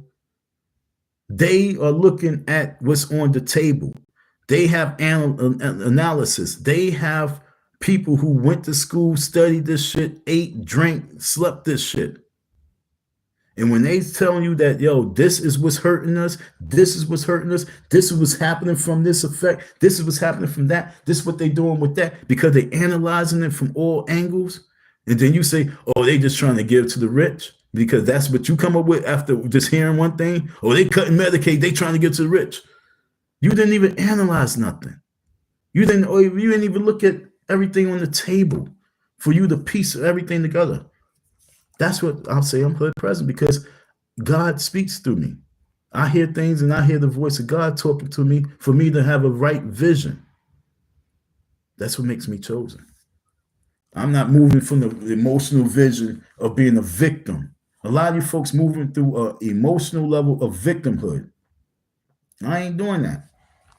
I'm not doing that. If we're going to make massive tax cuts without blowing up the deficit, Cuts in social spending are almost inevitable, says Chris Edwards, an economics at the Cato Institute, a libertarian think tank. A think tank. I remember being 18 years of age and we was talking about being part of think tanks. This generation of young people, you say, yo, you ever heard of a think tank? They be like, huh? They won't know what a think tank is. If the government doesn't make tough decisions now, programs like Social Security and Medicare could face insolvency in the coming decades, meaning that you can't even solve it because we're allowing our dope heads, our drug addicts, our addicted folks to dictate the flow of our future. Most of these people who's really talking, these victims, are the addicts, working folks who are the addicts, and they cast these spells out to a lot of folks, and next thing you know, these folks are moving and thinking weak-minded. And those drug addicts like, yeah, I need my medication to come in because I got a business to run. Tanya Perkins, what up? What you talking, Tanya? Let's see what you're saying. Bro, I used to work with government. He does not know what he's doing. Are you aware the tax cuts for the rich expires this year? Tanya, how long? Let me ask you this, because I don't know how long you've been listening to me. So how I've been on this live stream for an hour and 58 minutes. So I'm asking you a quick question. How long was you listening? Did you hear from the beginning to now, or when did you come in? So I need to. So I'm going to keep conversation with you. Everybody on the tap in, everybody who's want to speak. But just let me know, how long you've been listening, and so I can really fill you in. Okay, so Tanya says, yo, I used to work with government. He does not know what he's doing. Now, you can say that, but before I read this, I'm not paying attention. Yo, look, everything I'm speaking on, I'm not even paying attention to him like that. A lot of the stuff that I'm talking about is shit I put together as hood president, okay? As hood president, 5 years ago, 10 years ago, what I'm speaking on is thoughts that I already had myself. When George Bush Jr. was in office, he already said that he was going to make Social Security become an investment. So the way I'm looking at it,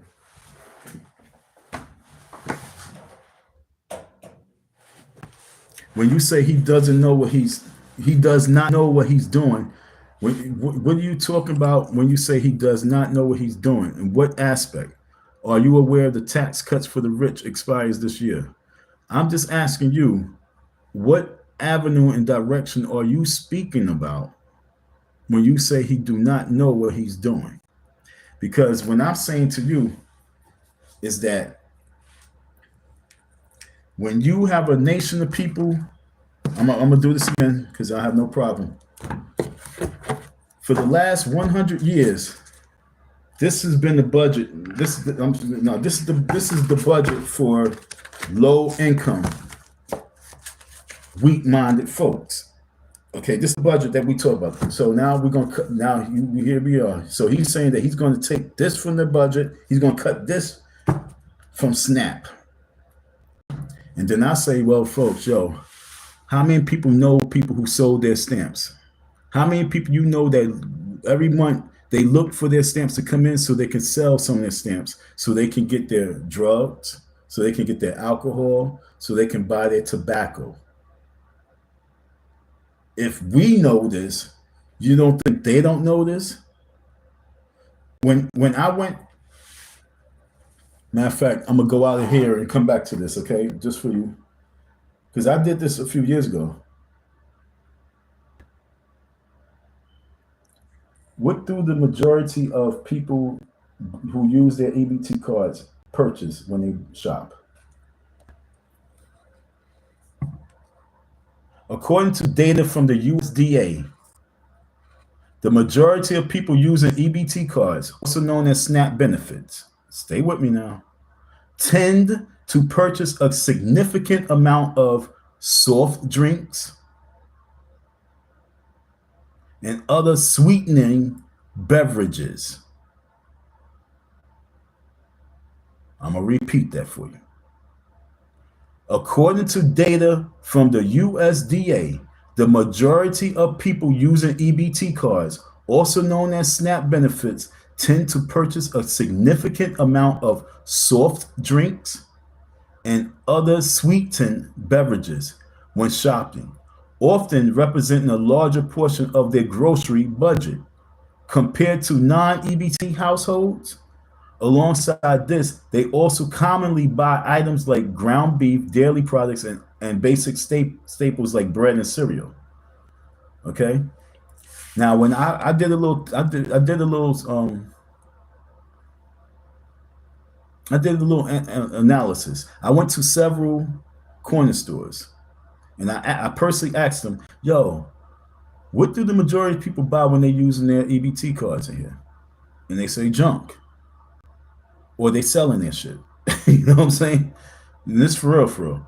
Key points about EBT purchase: high soda consumptions. Studies show that SNAP recipients often spend a larger percentage of their grocery budget on sugary drinks than non-SNAP households. Protein sources: ground beef and other forms of meat are frequently purchased with EBT. Dairy products, many milk and other dairy items are also common EBT purchases. Staple foods, bread, cereal, and other basic pantry items are typically bought with EBT. What can I buy with EBT? In general, you can buy fruits, veggies, poultry, fish, meat, dairy products, bread, cereal, snack foods, non-alcoholic beverages that are not hot when sold, and food producing seeds and plants. That's what you can buy. Food producing seeds and plants. That's food. That's definitely low on the purchase. They're not purchasing fruits and vegetables like that. They really not. They're not buying beets, because if you want to lower your high blood pressure, you need beets. So anybody who have high blood pressure, you must eat beets. You do not need medication. Eat you some beets. Period. Take the beets, mix it with some vinegar, regular vinegar. You can use white vinegar, or you can use apple cider vinegar. You let the beets soak in that shit, and you eat it. And you watch your blood pressure drop so fast. You'll be like, what in the hell just happened? But because we are not listening to Dr. Sebi, we're not listening to our real health gurus, we think that we got to go to, once again, now, here go now another cut. They talk about going to cut Medicare and Medicaid and stuff like that, because most people is buying these drugs. I'm going and getting their prescription drugs, and they selling them. So when you say he don't know what he's talking about, I'm saying he's from New York. He has children, and they are also paying attention a little bit themselves. So when you have analysis and people who's analyzing stuff and looking at spending, why do you think, okay, and I'm from New York, Mayor Bloomberg put a ban on companies who making super drinks, big gulps. He was making it a ban for the people. People like, oh, he's trying to, oh, these rich people trying to dictate what you drink. No, he's looking at the health crisis. He's really looking at the health crisis, folks. When I was singing in the choir, we sung at City Hall, and I met Bloomberg all by myself. He was by himself. I met him. Didn't really like meet, but he was walking. Well, it was so weird because I was in the hallway and he was all the way on the other side talking to some people, and he made it his way around to just say, "How you doing?" to me. And I paid attention. He made it all the way around the hall, because we was at the top stairs that goes around in a circle, and he walked all the way around from one side. He could easily went this way, but he came all the way around And he met with me and he spoke to me first. Said, "How you do?" And I spoke back to him. And at that time, my mind was on some other shit. But then that little interaction changed my mindset about Bloomberg for some reason. Because I was like, "Yo, this is amazing that you allowing this to happen." We was having choir in City Hall. It was men's choirs from all over New York City, all up in City Hall singing. And my men's choir was part of it. So I sung in City Hall. Order my steps in your name, dear Lord. I was in church singing in the choir. That was crazy. That was crazy. Like, what the hell am I doing here? But why? Because I was being molded. And so when I had that interaction with Bloomberg, my spirit said that he's okay. This for real, for real. So I don't think always on a radical, militant, evil mindset.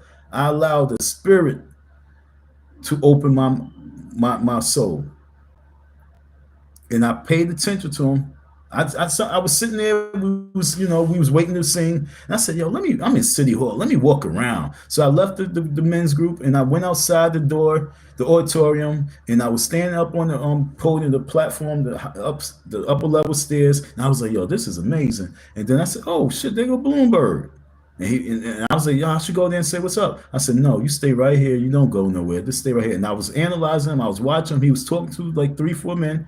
Then he walked away from them all by himself, and he made his way to me and spoke to me. Now, I mean, I was dappered up. I had my suit on. You know what I'm saying? I was looking sharp. But he made his way and spoke to me. So I'm going to salute him on the fact that he was thinking about our health when he says, "Yo, we got to stop all these big, supersized, sugary drink products." But you folks don't get it. You folks don't get it. What is the most bought item with food stamps? Let's see. Soft drinks. Food stamp recipients spend significant portions of their allotments on junk food. So if it's not, this is the top 3: soft drinks, milk, and ground beef. Ground beef. Okay, that's the top 3 products that the people buy: red meat, milk. So we're looking at the cow, and we're looking at sugar. So majority of people, when they get their cards, they spending money on the cow, and they spending money on the sugar. Okay, I'm gonna do 7 rows down. Let me see. Okay, top items purchased with food stamps. Item purchase. Rank items purchase. Okay, so now we're going to, okay, let's look at this. So, soft drinks, which is rank 11. Fluid milk, 12. Ground beef, 13. Bag snacks like potato chips and shit like that, 14. People love cheese. Cheese, 5th. Cheese.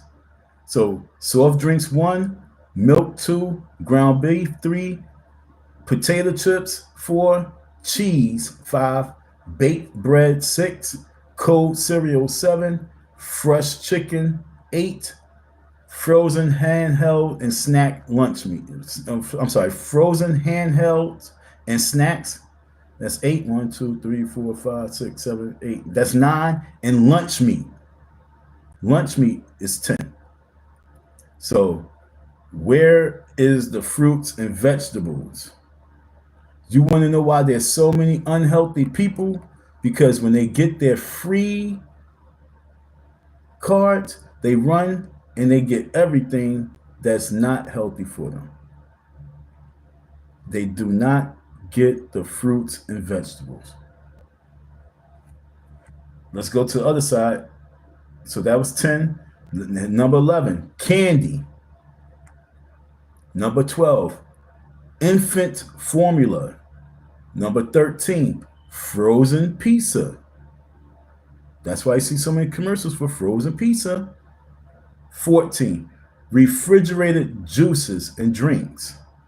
Okay, so we had soft drinks with your soda and shit like that. Now we have refrigerated juices and drinks. Orange juice, apple juice, shit like that. 15, ice cream. 16, coffee and creamers. And you know that shit ain't cheap. Coffee and creamers. 17, cookies. 18, water. You would think that water be like in the top 10. Water is number 18. 19, shelf table juice. And 20, eggs, muffins, potatoes. Okay, so I just gave you the top 20 items that food stamp recipients purchase.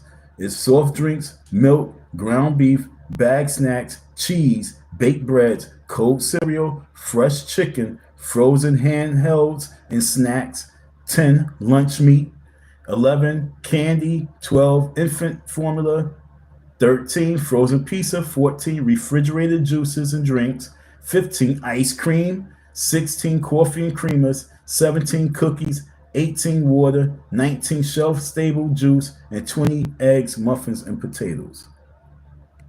All right? So when you say that we're going to cut that group right there that's spending, I'm saying to you, he might just save a lot of people's life from obesity, from diabetes. Because you got to think, okay, now you have different departments. You got the economics, you got the social services, you got the military, you got this, then you got the health care. And you say, what's the top 10 human killers? You say cancer. What causes cancer? This. And they know. You got diabetes. What causes diabetes? This. And then when you look at what we aiding, you aiding everything for this system. Now he could be wicked and say, bring more money to it so they can die off. But when you say I'm gonna cut that, that's actually saving you. That's actually saving you, folks. And that's what you have to realize. Sometimes when a parent comes in and they decide they're going to help and save you from yourself, they put you on punishment.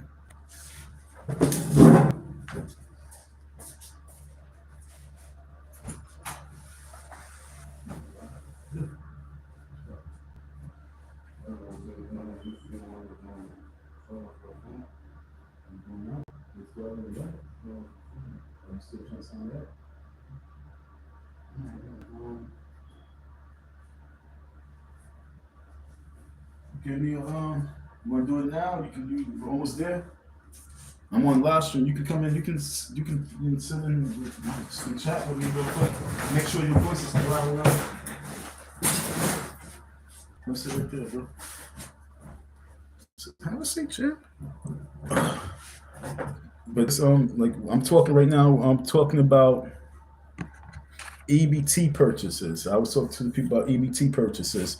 Where's my thought at? So yeah, like I said, sometimes, you know what I'm saying, sometimes when a person steps in and they doing something that you might think is hurting you, it's really actually helping you. It's aiding you. It's saving you. And that's what I'm saying. This cut is probably when they looked across the whole table, they look at the budgets and they look at the statistics. And they saying, yo, the majority of the people, matter of fact, let's go check it out. Cancer, diabetes. What's the top human killers? What's the top human killer diseases? Let's go to that and the causes of it. Let's see if he don't know what he's doing. You know, Tanya, you say, I used to work with in government. He does not know what he's doing.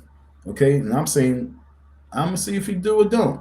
I'm gonna find out. So let's see. What are the top 10 human body killers? Leading causes of death. Okay. Heart disease. 720, 700,000 to 700,200. I'm sorry, 702,000 deaths. Fuck it, I'm just gonna label it like that. Cancer, 600,000. Accidents, unintentional injuries, car accidents and things like that, 227,000. COVID, 186,000. COVID is up there in the top 1, 2, 3, 4 now. Stroke, chronic lower respiratory diseases, Alzheimer's disease, and diabetes. Okay, so that's the top. That's your top 10. Now, let's go to what causes heart disease. Let's ask that question. What causes heart disease?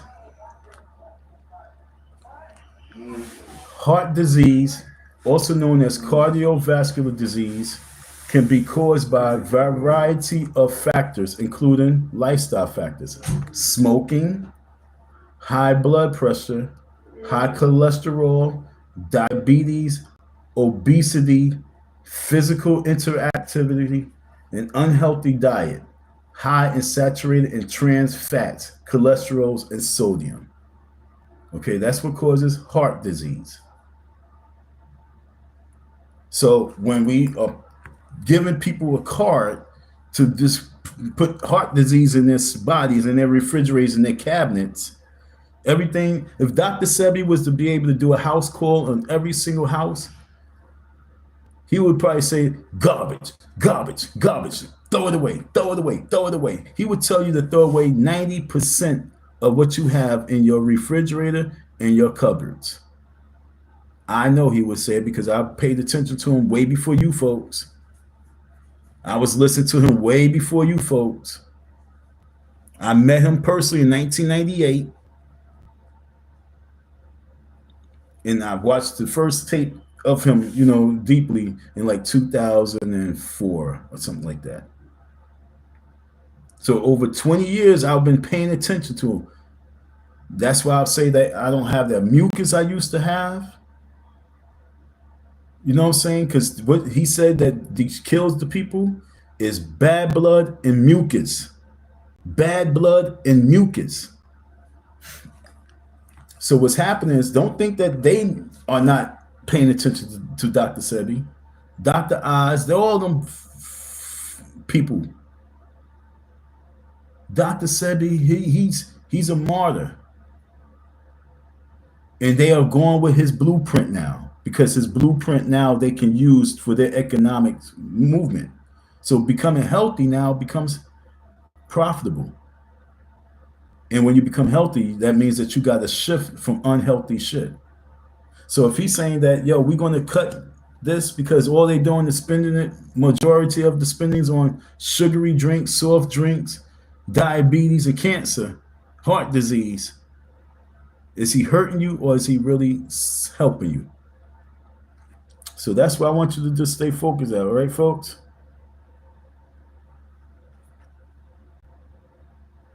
So thanks, Tanya, for that. You know what I'm saying? Like, I'm not trying to slap nobody. I'm just trying to get us on page to become solution makers. Because trust me,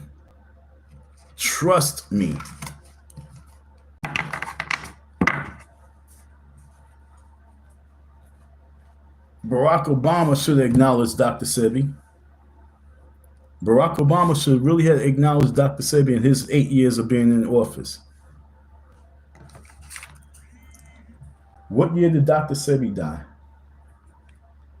Alfredo Bowman died on August 6, 2016. Okay. He died in 2016.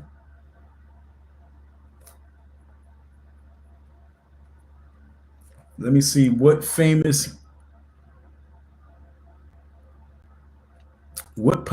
politician acknowledged Dr. Sebi? Let me ask that question.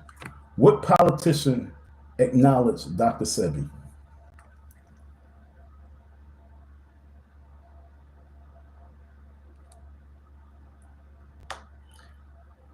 The only one that pops up on the instant is Nipsey Hussle. Okay?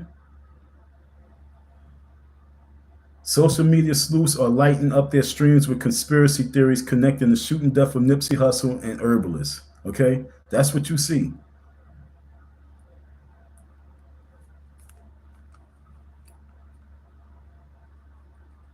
The motivation behind Dr. Sebi's diet originates from native Honduran Dr. Sebi's real name Alfredo Bowman, who was acknowledged as a natural healer. All right, you know what? What politician banned Dr. Sebi from America?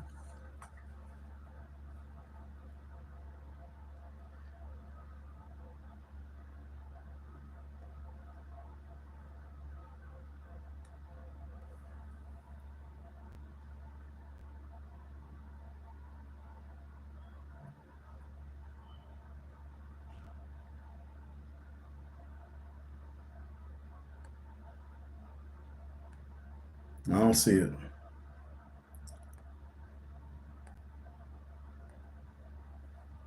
No, Magic Johnson wasn't cured of HIV by self-proclaimed healers, Doc Sebi. Okay. Matter of fact, do Magic Johnson still have AIDS?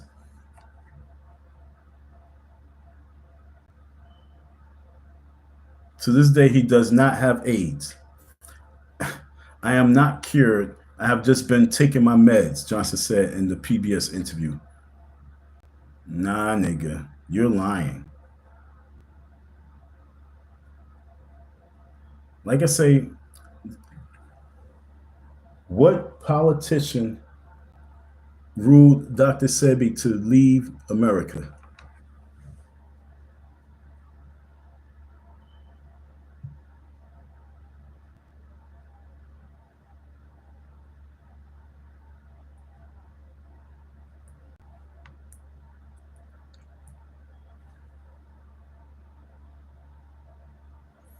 Okay, United States versus Bowman.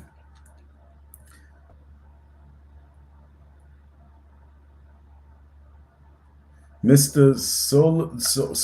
Solicitor James, I'm sorry, General James M. Beck of Washington, D.C. for the United States, Mr. Chief Justice, delivered opinion of court. Okay, so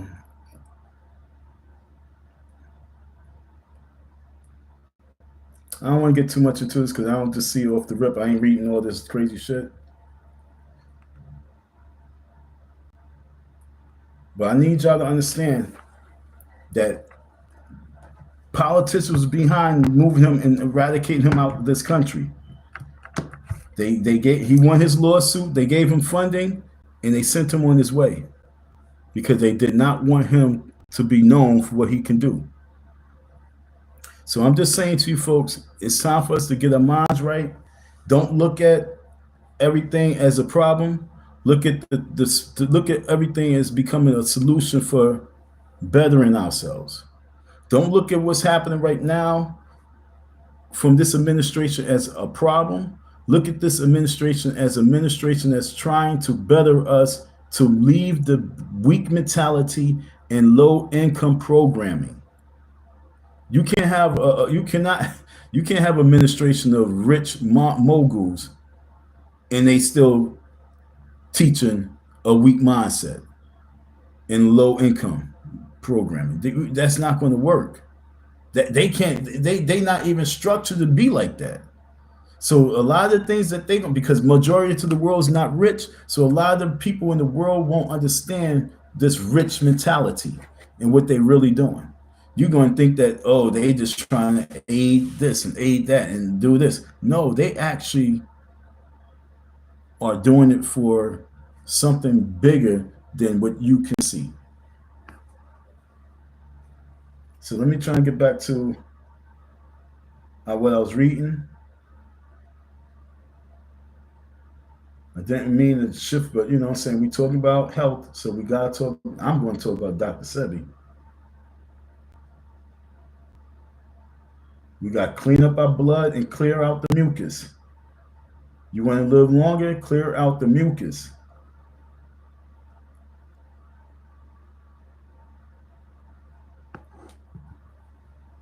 Yeah.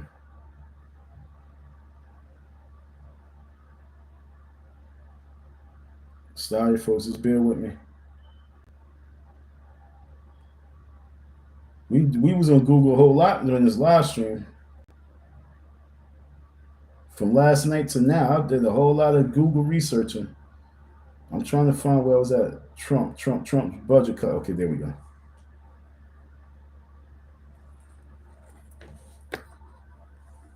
Department of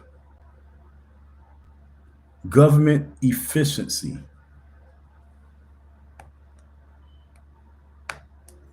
Mine's the Department of Green Economics.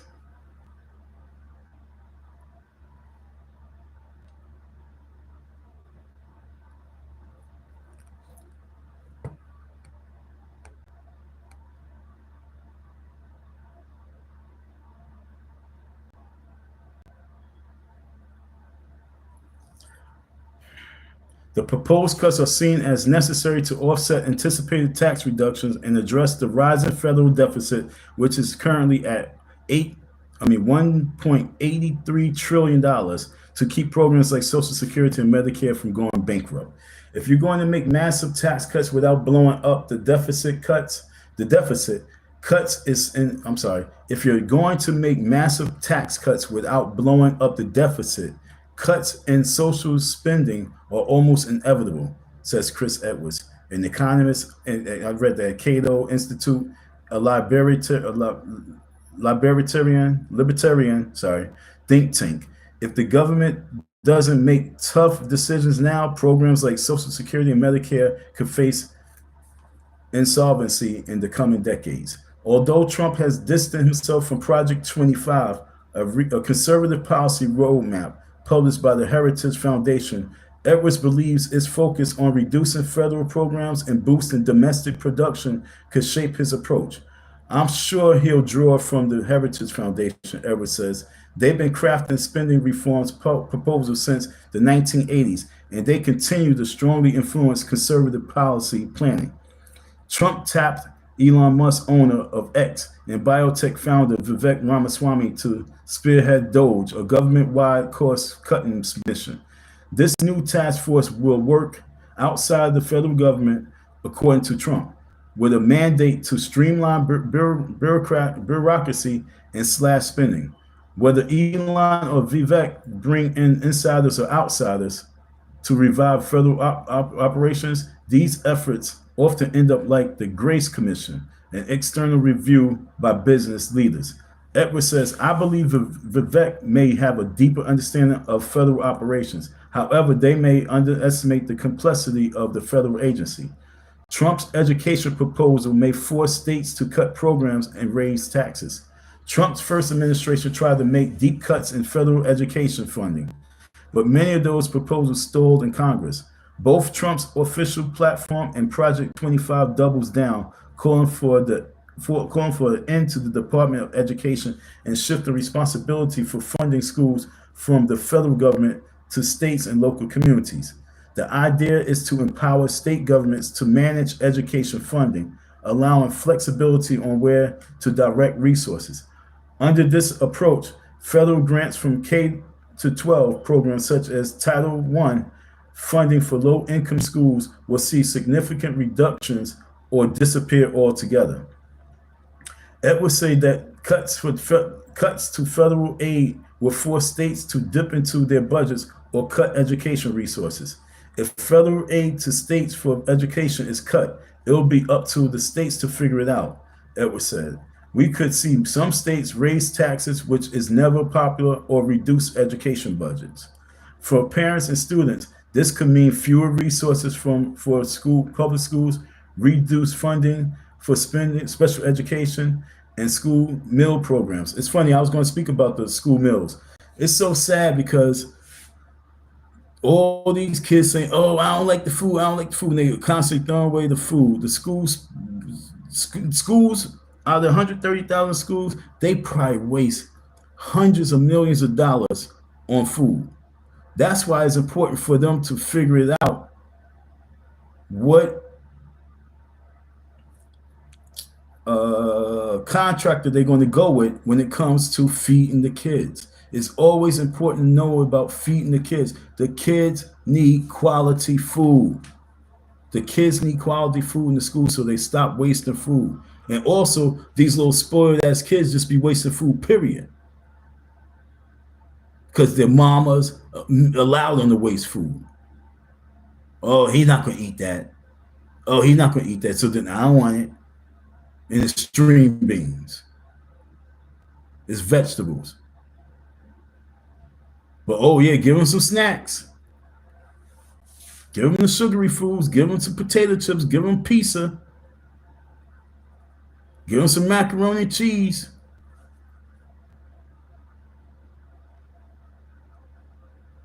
And possibly higher local taxes. Wealthier states may manage the transition, but less affluent states could struggle to fill the gap, raising concerns about deepening educational inequality across state lines. Both Trump's platforms and Project 25 share a common goal in education policy, limiting content on race, gender, and sexuality that deemed inappropriate. Trump proposes cutting federal funds to schools teaching critical race theory and radical gender ideology, while Project 25 advocates withholding federal dollars from entities supporting such content. Okay. So he's saying, what we saying here?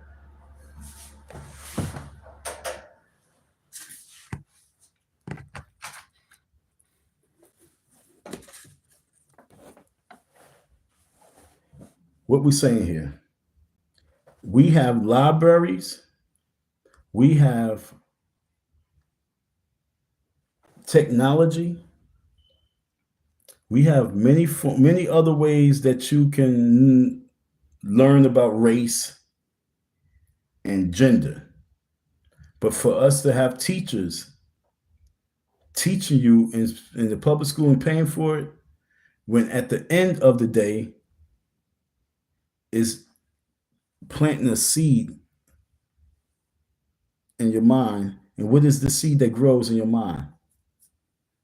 That's the question that you got to ask. What do teaching race in school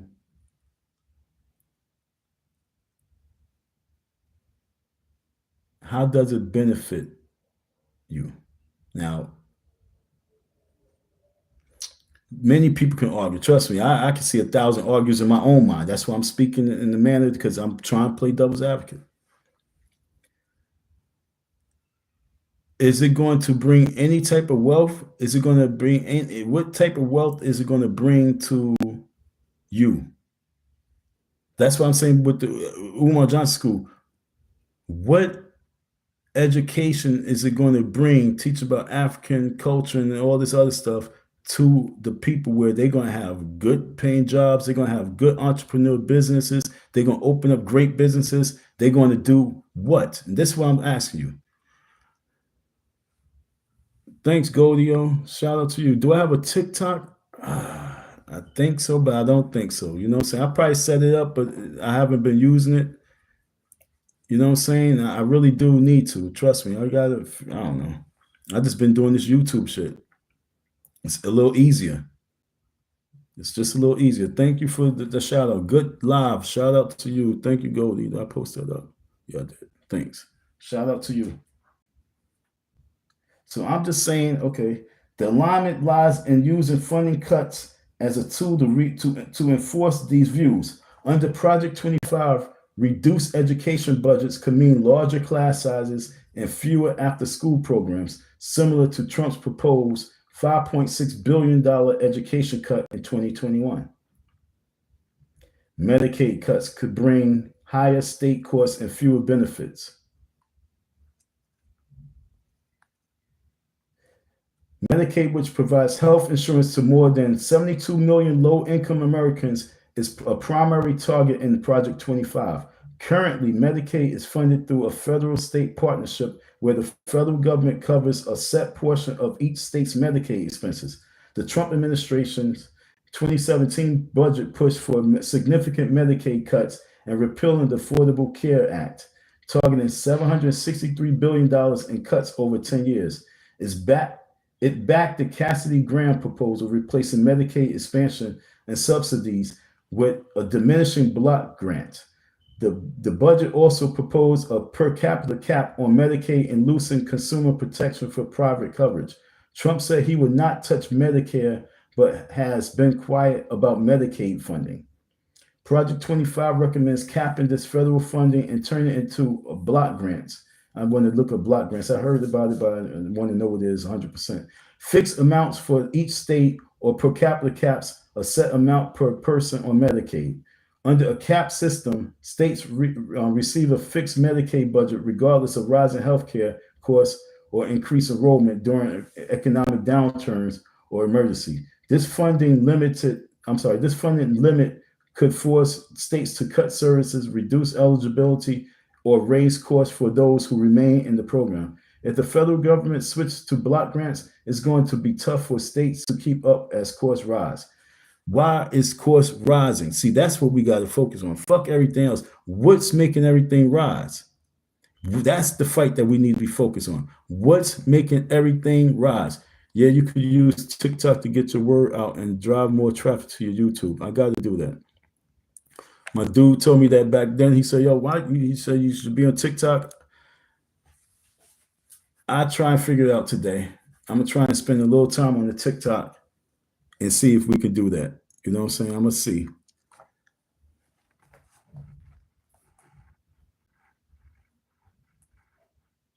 Yeah, this live stream should have like 500 people in there. But remember what I said. If you catching it, it means that you are a chosen one. However, eliminating or reducing federal contributions could affect millions of working class Americans who depend on these services.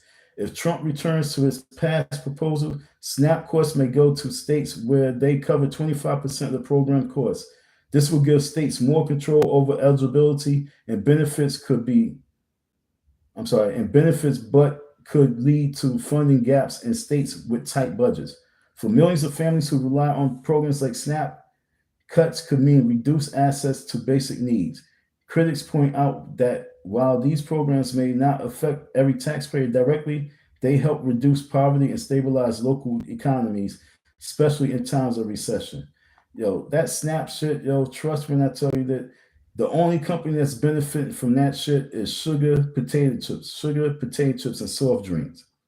Those kids be just blowing through the SNAP benefits on nothing.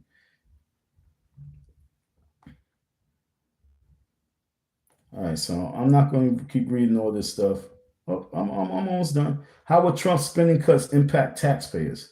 For taxpayers, the proposed spending cuts under Trump's plan could mean significant shifts in how much they pay for essentials like healthcare and education, as well as potential changes in state and local taxes. While the Trump administration argues that reduced federal spending could lower inflation, stabilize the economy, and ultimately lead to lower taxes, critics worry about the immediate impact on working and middle-class families. Under the proposed changes, states will bear more responsibility, and residents in lower income states could see a direct impact in the form of decreased access to public services or higher state and local taxes to cover funding gaps. Programs like Medicaid and SNAP not only serve as lifelines for low-income families, but also play a stabilizing role in many communities, especially in rural and economically distressed areas. I don't want to be classified for the rest of my life as what? Low income. Low income. I don't want to be low income for my life. So what can we do to prevent that? What can we do as a solution? And that's where we at. 2 hours and 40 minutes. I got 10 minutes and then wrap this up. So my overall solution. I mentioned the Back to School Senior Care Act. I mentioned the mental health therapy. I mentioned the Living Care Act for the SNAP, Living Care for the SNAP. And overall, now I'm about to paint the picture for the overall budget cuts. What can we do? What proposal can we come up with?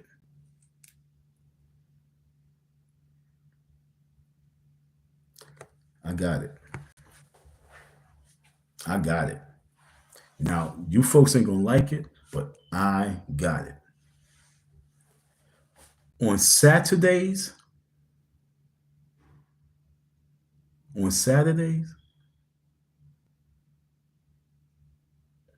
it should be mandatory school, mandatory classes, and this mandatory politic proposal, politic policy classes, so you can understand. Matter of fact, you can even use Project 2025 as your medium. Mandatory policy class every Saturday. Have the school open and have your state representatives in there. Open up a whole new department to educate, and it gotta be mandatory. This is mandatory for the students. This is mandatory for students and mandatory for the parents to make at least one day of policy class, so you can understand the politics in your community. Now, you can make this as an extra credit incentive, that if they get the certificate, they automatically get a 10% increase on in their classes, their course. Like if you kind of like failing, if you doing bad, this will balance it out by you going and learning the policy. Because folks, we are speaking from a weak mindset. We are speaking from a ignorant mindset. We are speaking from a mindset of not knowing. So we're speaking from a nigger mentality. So if we don't want to speak from a nigger mentality, if we don't want to hear from a nigger mindset, we must be educated. And so if on Saturdays, they get food, make sure breakfast is there, make sure lunch is there, make sure dinner is there, because you have 3 different services that people can come to, and that don't have to be their school. They could be living in this area and they just got to go, they have to get down to a school and get educated. Feed them, educate them, and give them the extra credit. Give them a bonus. And I guarantee you that next election, the conversation will be different, and the involvement will be unbelievable, because people know and understanding policies and understanding politics a little bit more deeply, that now they can treat it like the Super Bowl. We got to make politics learning the same as the World Series, same as the World Cup. Facts. See, that phone said facts. We got to make it the same as the Super Bowl. So when it comes to election day and the whole campaigning, it's bigger than the Super Bowl. The commercials, the advertisement won't be derogatory. Donald Trump don't like black people. Kamala Harris is going to destroy the world. No, we ain't talking that talk. We're having kids talk. They doing the commercials. Well, I was looking at the policy and, saying what health, and I understand, after going to the courses, I understand that health and the benefits that we get all correlate. They coincide. They have some type of relevance to one another. There's a domino effect. So yeah, what's your domino effect? This is gonna hurt my. They can show commercials like that where the kids are talking. The kids have knowledge. The kids have wisdom and understanding of what's going on in the political world. Like I say, folks, I think that we need a new form of strategy for politics. I believe that we need to have a show, a real life show, hood politics. We need contestants that want to run for office. They got to do things in the community. They got to be part of this show, this reality show. This is real. We need to create our new politicians. We need to manufacture them from the ground up. And so that's where we at. So yo, folks,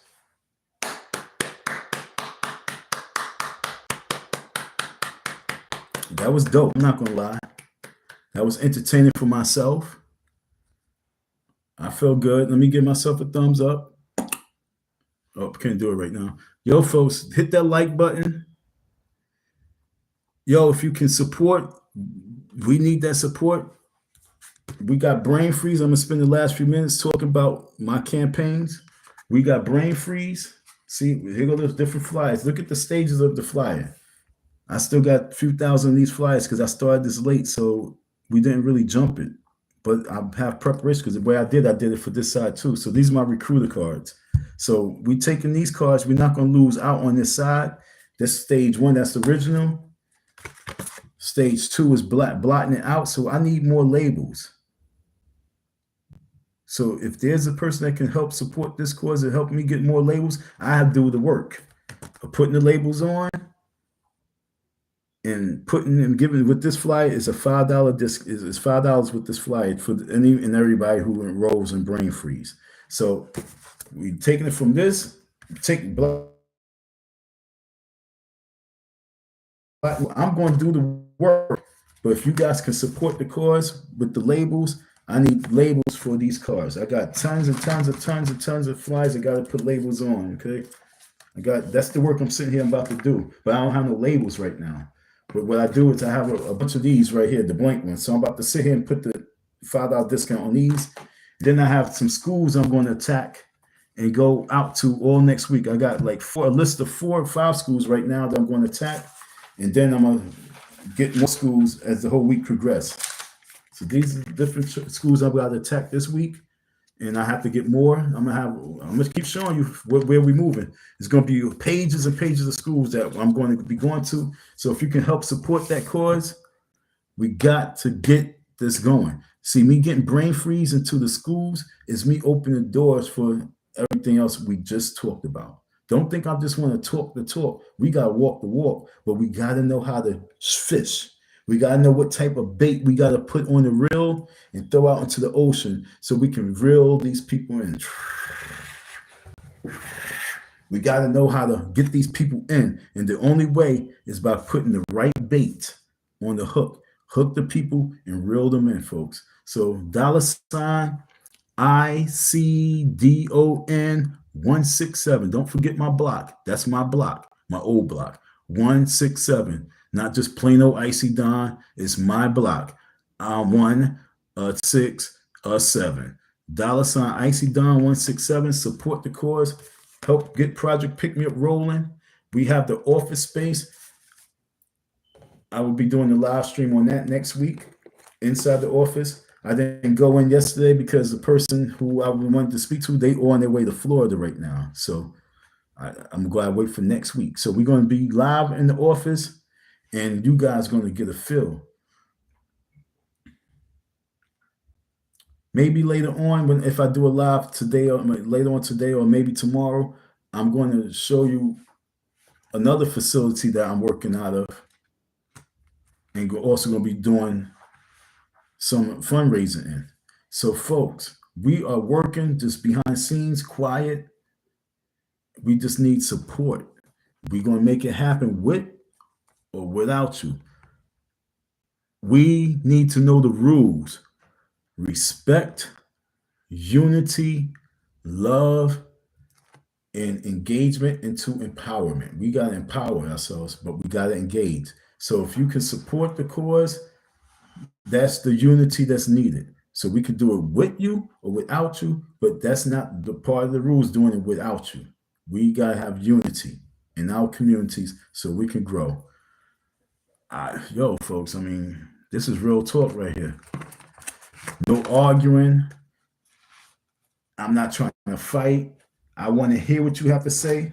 So my man Goldie, he came in with the first one. He mentioned about the elderly folks, which opened up the door, and we was able to really get into it. And then we had Tanya P, who said that he doesn't know he's talking about the government. I probably say he don't, and I probably say he do. But as I went into things, it was funny when I went and started reading. I'm like, well, I kind of said this before I'm reading, and I kind of agree with it. So I'm saying to you that sometimes for you to get to work, sometimes for you to get to work, someone have to wake you up. And for you to start working, sometimes people got to take away your comfort zone. And when people take away your comfort zone, that doesn't mean that they hate you. That only means that they're trying to make you a better person. In other words, they're trying to make you great again. You know what I'm saying? Because you was always great. It's just that you lost your greatness being corrupted by these worldly issues.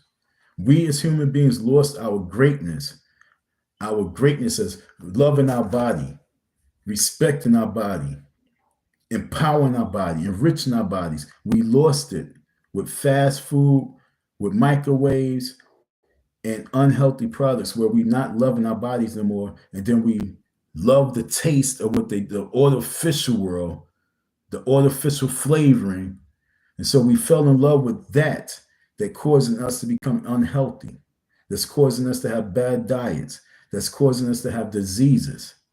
So sometimes it takes something to come in place to take that comfort zone away from you. Barack Obama wasn't the person to do so. He really wasn't. Donald Trump, he's been designed to do so. You guys got to understand, he's designed to do so. He's designed to take those punches. He's designed to take those bullets because that's his purpose.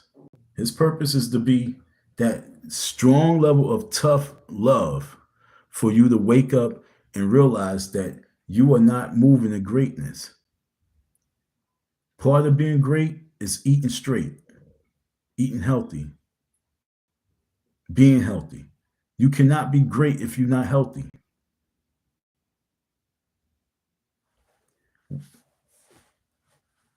That's probably why he golfs so much. That's his form of exercise. What's your form of exercise? Understand? So for you to become the best you have to go back to what made you great. And what made you great was when you was a child and you had strong bones and you was in health and you was running around and you had life to you. But as the world got to you, it made you a weaker person, a hateful person, a resentful person, a weak person. It made you all, some people made stronger, but the majority, it made you a complacent person. And that complacency put you into a category where you feel like they taking away my resources. I can't be lazy no more. I can't be fat and obese no more. They trying to take away my soda pop. I can't buy 12 cases of soda no more. I can only buy 6. Because remember, it's not like you're buying fruits and vegetables. Oh, I can't buy the 10 packs of ground beef and steaks I used to buy. I can only get 6, but you do know that red meat is not good for you. Right? Right? Let me see. Let me just see what they say before I disappear. I used to love me some red meat. I used to love my steaks. I used to love hamburgers. I used to love, I mean, when I say used to, I can't say used to, because I mean, like if I was to put it in my mouth and eat it, I'm gonna love it. Okay. But I mean, I used to love spaghetti. But once I started to see that different, I used to love beer. I used to love Old English. But once I started to realize what it was doing to me, I didn't care. I said, I still got to get it. And then once I started to see, realize is one thing, but then once you start seeing, whoa, what in the hell's going on here? Once I start seeing that, I was like, oh my God, do I have to stop? I love it too much. I gotta keep going. No, it's not that. Oh shit, it is that. Oh my God. So let me just check red meat real quick. Because I'm gonna tell you a little bit about me, what made me stop eating red meat. It's kind of embarrassing and it's definitely private. But I'm gonna tell you. Is red meat good for you or bad?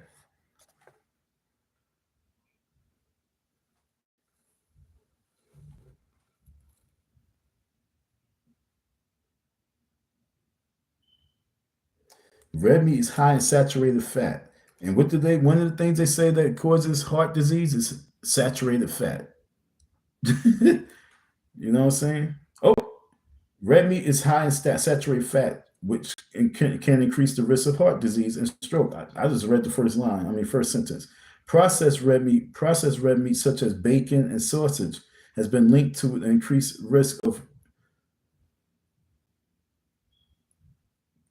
I think that's colon cancer. Colorectal? Yeah, that's colon cancer. Colon cancer. Okay, so now I'm gonna go there. I'm gonna go there. Fuck it. I'm gonna go there. Yo.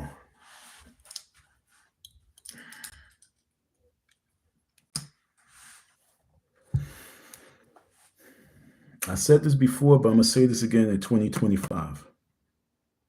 A lot of me learning took me to go through pain for me to truly learn. For me to learn about myself and learn that I was killing myself. Thank God I came across Dr. Sebi to really be that doctor that I actually paid attention to. Because I was killing myself with the red meat consumption and the beer. Marijuana, but the red meat and the beer. Now, what made me realize that I was destroying myself with the beer was it was the Old English. It wasn't like all beer. That's the craziest thing. It was the Rome beers.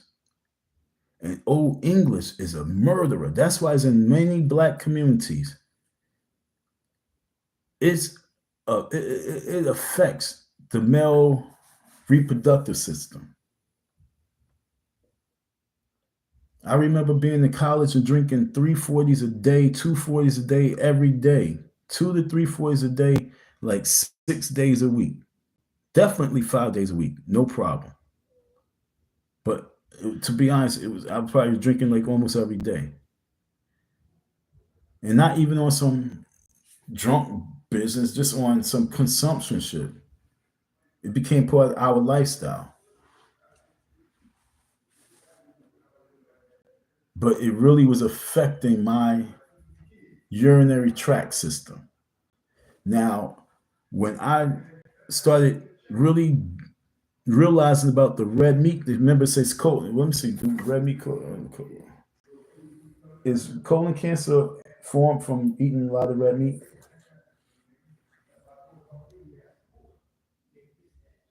Yes, eating a lot of red meat can increase your risk of developing colon cancer, colorectal cancer, colorectal cancer, red meat. This fucked me up now. I'm going to let it be known. I don't really want to speak.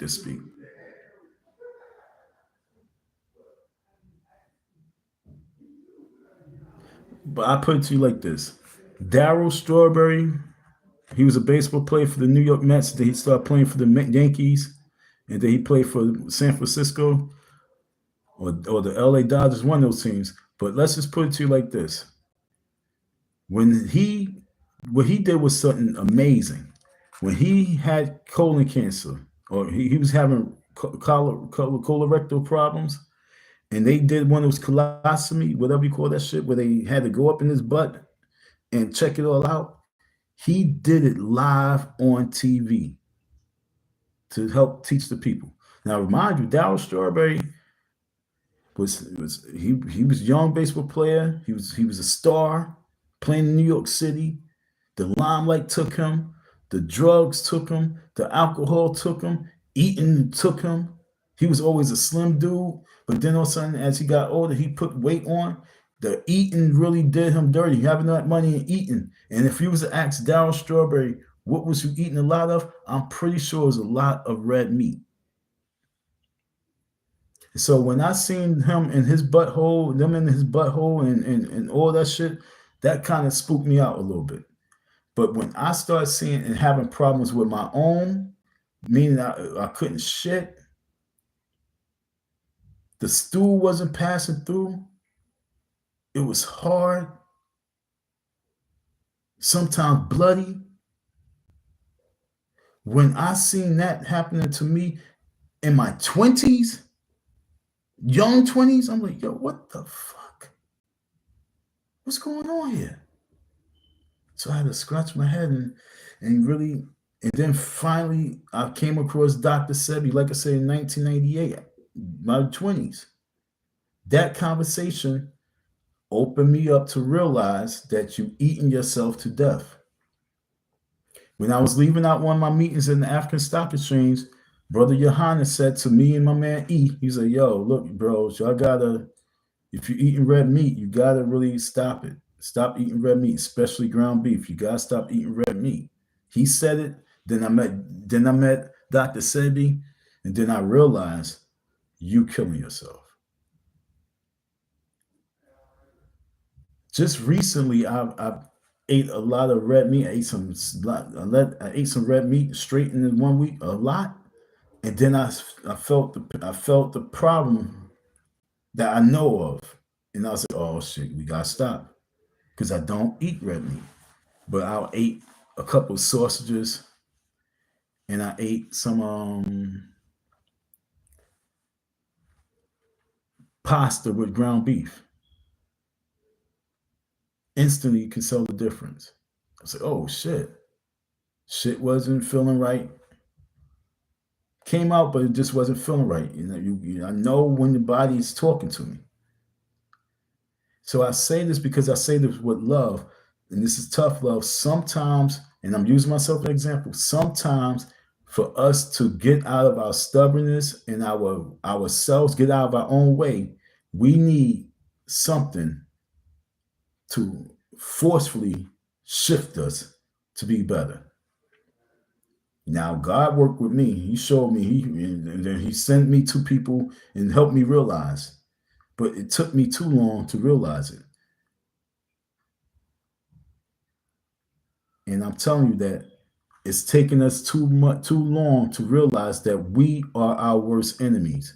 Those people that are in front of us in the spotlight are not necessarily our worst enemies. They are here to shine a spotlight on you to let you know that you are doing it to yourselves. So, folks, I really thank you for your listening ear. I just want us to wake up. Like I say, Saturdays should be politics Saturdays in school. I think that school systems should give extra credit and extra resources to families who bring their children in to learn politics. I think hood politics should be a course in every school. And you don't have to go to your local school that your child go to. You can go to the nearest school, and every Saturday, I think every school should be hosting policy understanding. Free food, contacts, you learn your local leaders, and you're building a bridge in your community and preparing them for the election seasons. This is what's needed for growth. This is what we need so we can understand what's really happening, so we don't always say that this person don't know what he's doing, But we have to know is we don't understand what this person is doing because we don't understand all the policies that's on the table. Like, we don't know nothing about foreign policies. We don't know about international policies. It's a lot of stuff that we have no idea about because we don't even know about the cultures like that. So I say this strongly because I truly believe that we can make a difference once we learn and want to learn. So out of 5 votes we have 80% saying yes. Do you think we need a senior care act for elderly people? 80% of people say yes, 20% say no. So I thank y'all for the tap in. I wish I spelled shit right. Do you think we need a senior care? I cannot believe I didn't spell it right. And I had my glasses on, man. Had my glasses on. How did I do that? All right, folks, but that's the live I have for you. And I am out. Thank you for your listening ear, your support. Peace. Don't forget to support the cause. $ Icy Don 167. We need your support. Deuces.